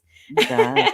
So I had a conversation with my best friend last week, last Wednesday, actually. I meant to tell you this, sis. And so last Wednesday, I was on my way to my stepping class, and she's supposed to be coming. She's coming here for my daughter's wedding in 2 weeks. But anyway, she sent me some pictures. I'm getting dressed for my stepping class, so I'm not really paying attention to my phone. And she texted me and she was like, "Hey sis, can you?" She was like, "Hey sis," and I looked and I just texted her back. She had sent me pictures, but I didn't even scroll up to see the pictures. I said, "Hey sis, what's going on?" And she's like, "Oh my goodness." She said, "Girl, look at my car." And I said, "What do you mean?" I'm scrolling up and I'm looking at the pictures trying to get dressed. All I see, and I'm gonna send you these pictures so you can see how my mouth dropped. So all I saw was her car sitting in her driveway, and the whole front looked like it had been blown up, like caught fire, right? Oh my She sent me goodness. like 5 pictures. And I was like, "Oh my goodness." I said, "Girl, call me." I say, "Are you okay? Did you have a car accident?" And I'm thinking she had a car accident. I'm like, "What's going on?" And so she said, "You got a minute? Can you talk?" I say, "Always got a minute. Call me. I don't care what I'm doing because you just sent me this car." And Okay, I I called want her. to I was know. like, "Exactly." I say, "What's going on?" And she said, "Girl," she was like, "My car." She said, "Well, I'm waiting on the insurance adjuster to come to see if it was like a electrical issue." But it was 2 o'clock in the morning. She said, "This happened to me on Monday. This was Wednesday." She said, "I'm so depressed. She said, "Girl," she said, "I'm just not in a good mood. So I needed to hear your voice." I said, "Well, what happened?" She said, "It was 2:30 in the morning. This happened Monday, 2:30 in the morning." And she said, "We just woke up to a loud kaboom." And she said, "We jump up and we run outside, and my car is on fire." And she Mm-mm. said by the time the fire station got here, they said if they had been 3 minutes too late, the entire house and the cars in the garage would have caught My fire. Her goodness. car was parked outside of the garage. And she's saying, "I'm freaking out because what if my daughters was in the car?" Because sometimes when her daughters get Mm-hmm. off work, they'll sit outside in the car. And Mm-mm. she's saying, "I hadn't even driven my car on Sunday. So I don't understand how the car just at 2:30 in the morning just caught fire." So they were waiting on the insurance adjuster to get there to see if it was an electrical issue or if this was purposely done. Mm-hmm. And I said, "Well, what do you mean if it was purposely done?" She say, "Well, we think we know who did it." She said, "I think it was purposely done." Mm. And she say, and I know, and mind you, she does not bother anybody. She is so low Mm-hmm. key. And I said, "Well, what's happening?" So her baby sister finally left her abusive boyfriend, No. and he took her car.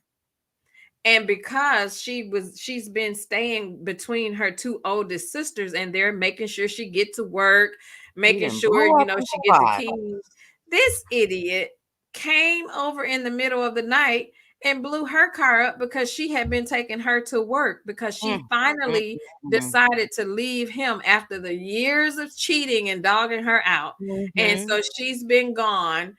I think she's been gone now for like 6 months, but he's been giving her just straight hell ever since she left. Yeah. And so they know he did it without knowing he did it, because, and I was like, "Well, what did you check your Ring camera?" She Did said, they "Here's send the them thing." boys? I'm sorry, I don't mean to interrupt, but did they send them boys for They him? sent the boys, but he ain't nowhere to be found. That's how they know Oh. he did it. They can't find him, but the boys trying to find him. And but the thing was, and she was like, "And I haven't shared something with you." She said, "I'm graduating Friday." I said, "What do you mean?" I said, "You didn't tell me." She said, "I know, sis." She said, "I've been secretly doing this for a year." She said, "I've been in school and I'm supposed to graduate Friday, but I don't even want to walk the stage." She said, "I'm depressed Really? about this situation with my car." And she said, "I can't even be happy." She said, "This is what I'm saying. Every time, it seems like every time I get to a happy moment in my life, I don't feel like I can celebrate it because something about somebody else comes up." And I say, "Well, I tell you what." I said, "Did your insurance cover it? Were you able to get a rental car?" She said, "Yes." She said, "I'm able to get a rental car." I say, okay, so this is what you're gonna do. I say, I get you're depressed about that car and all, and that car situation is going to be what it is until the insurance adjuster come and check it out or what have you. I said, but you gonna get your ass across that stage and get that I know degree. that's right. I say you can go back to Regardless. being depressed after the fact. I say that's a major milestone. I say, girls, because so she went to school to get her degree for a surgical tech. So she's been in healthcare forever. So I say, but that's a major milestone. I say, how dare you not walk across the stage? I say, because you'll regret it. So don't let this situation Mm-hmm. cause Mm-hmm. you to miss out on being happy for a situation that you got going on for yourself. I say, so celebrate your milestone and do what you need to do. And Yeah. she said, well, thank you. She said, I just needed to hear your voice. She said, I knew you were going to talk me into it. So that's what I had to call. So I said that to say, that's what friends are for.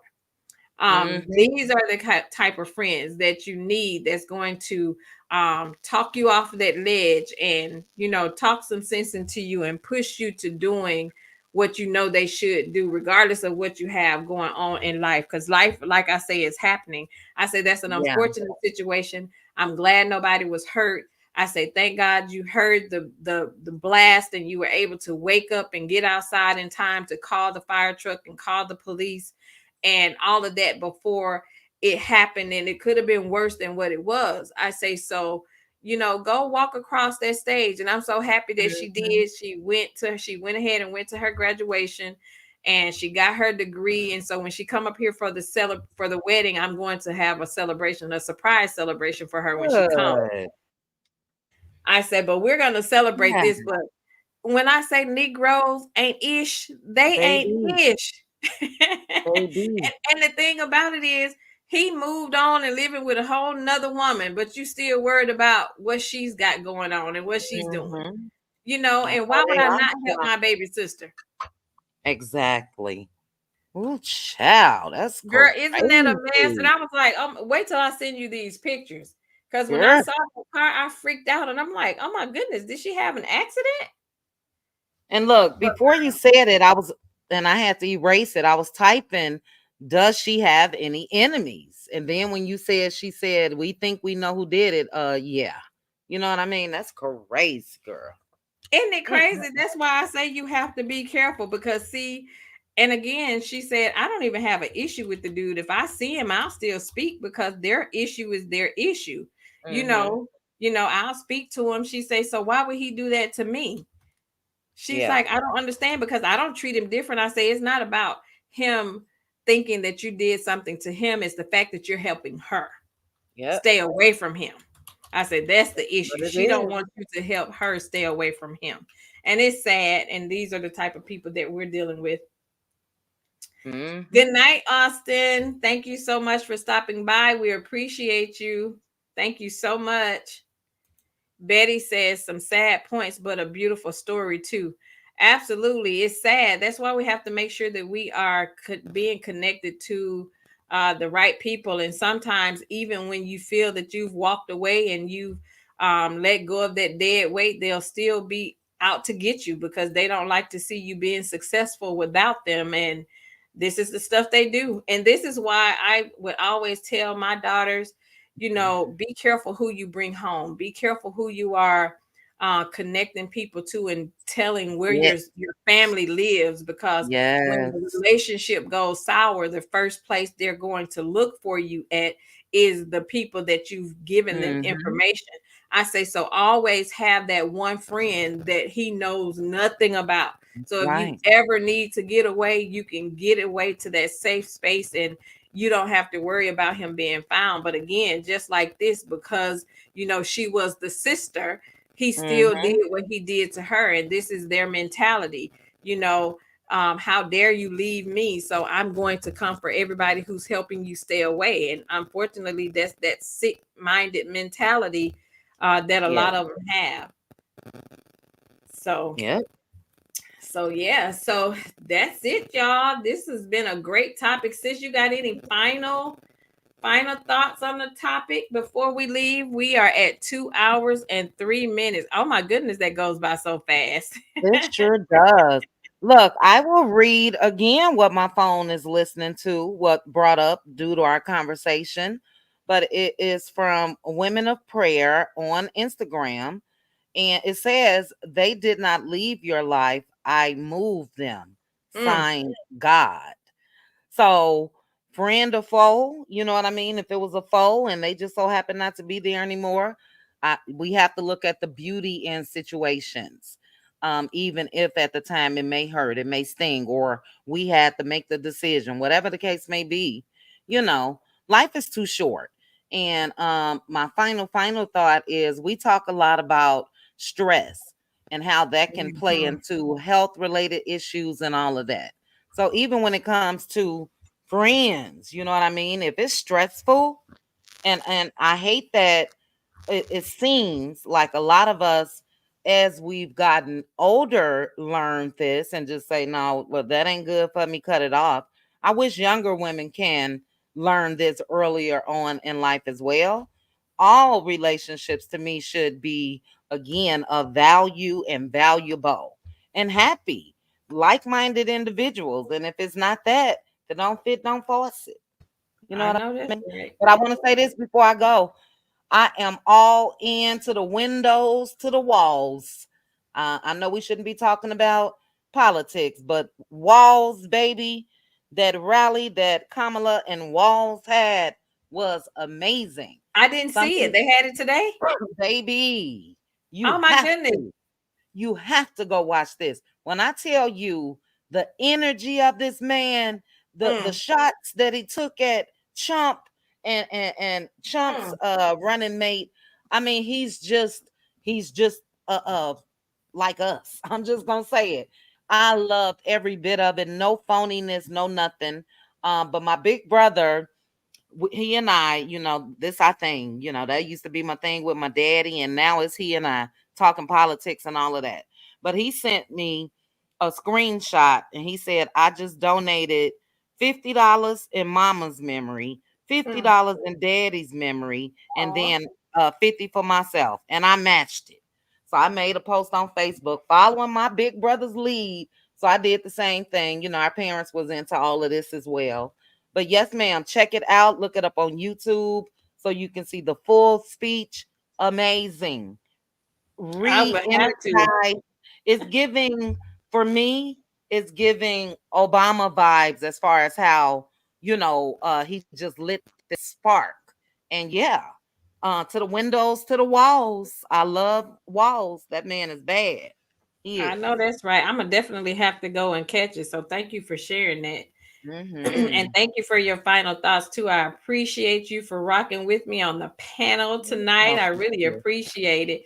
Mama V says, Teresa says time always go by when we're having fun. Absolutely. And Mhm. Mama V says, I'm so thankful for my family I found in you all. Listen, and we are I am thankful for too. you too. I am so thankful for each and every Yes. one of you that stopped by. Thank you so much for taking out the time to stop by and be a part of Pink Table Topics. Y'all just don't know how much I really appreciate it. I really do appreciate it. I hope that is always something that you can take away from these topics and apply to yourself, or something that I've said, because I know with the comments that you all leave, I definitely learn a lot from you all. And this is exactly what it's about. It's about Mhm. us, talking about these situations that we go through and being able to learn and grow.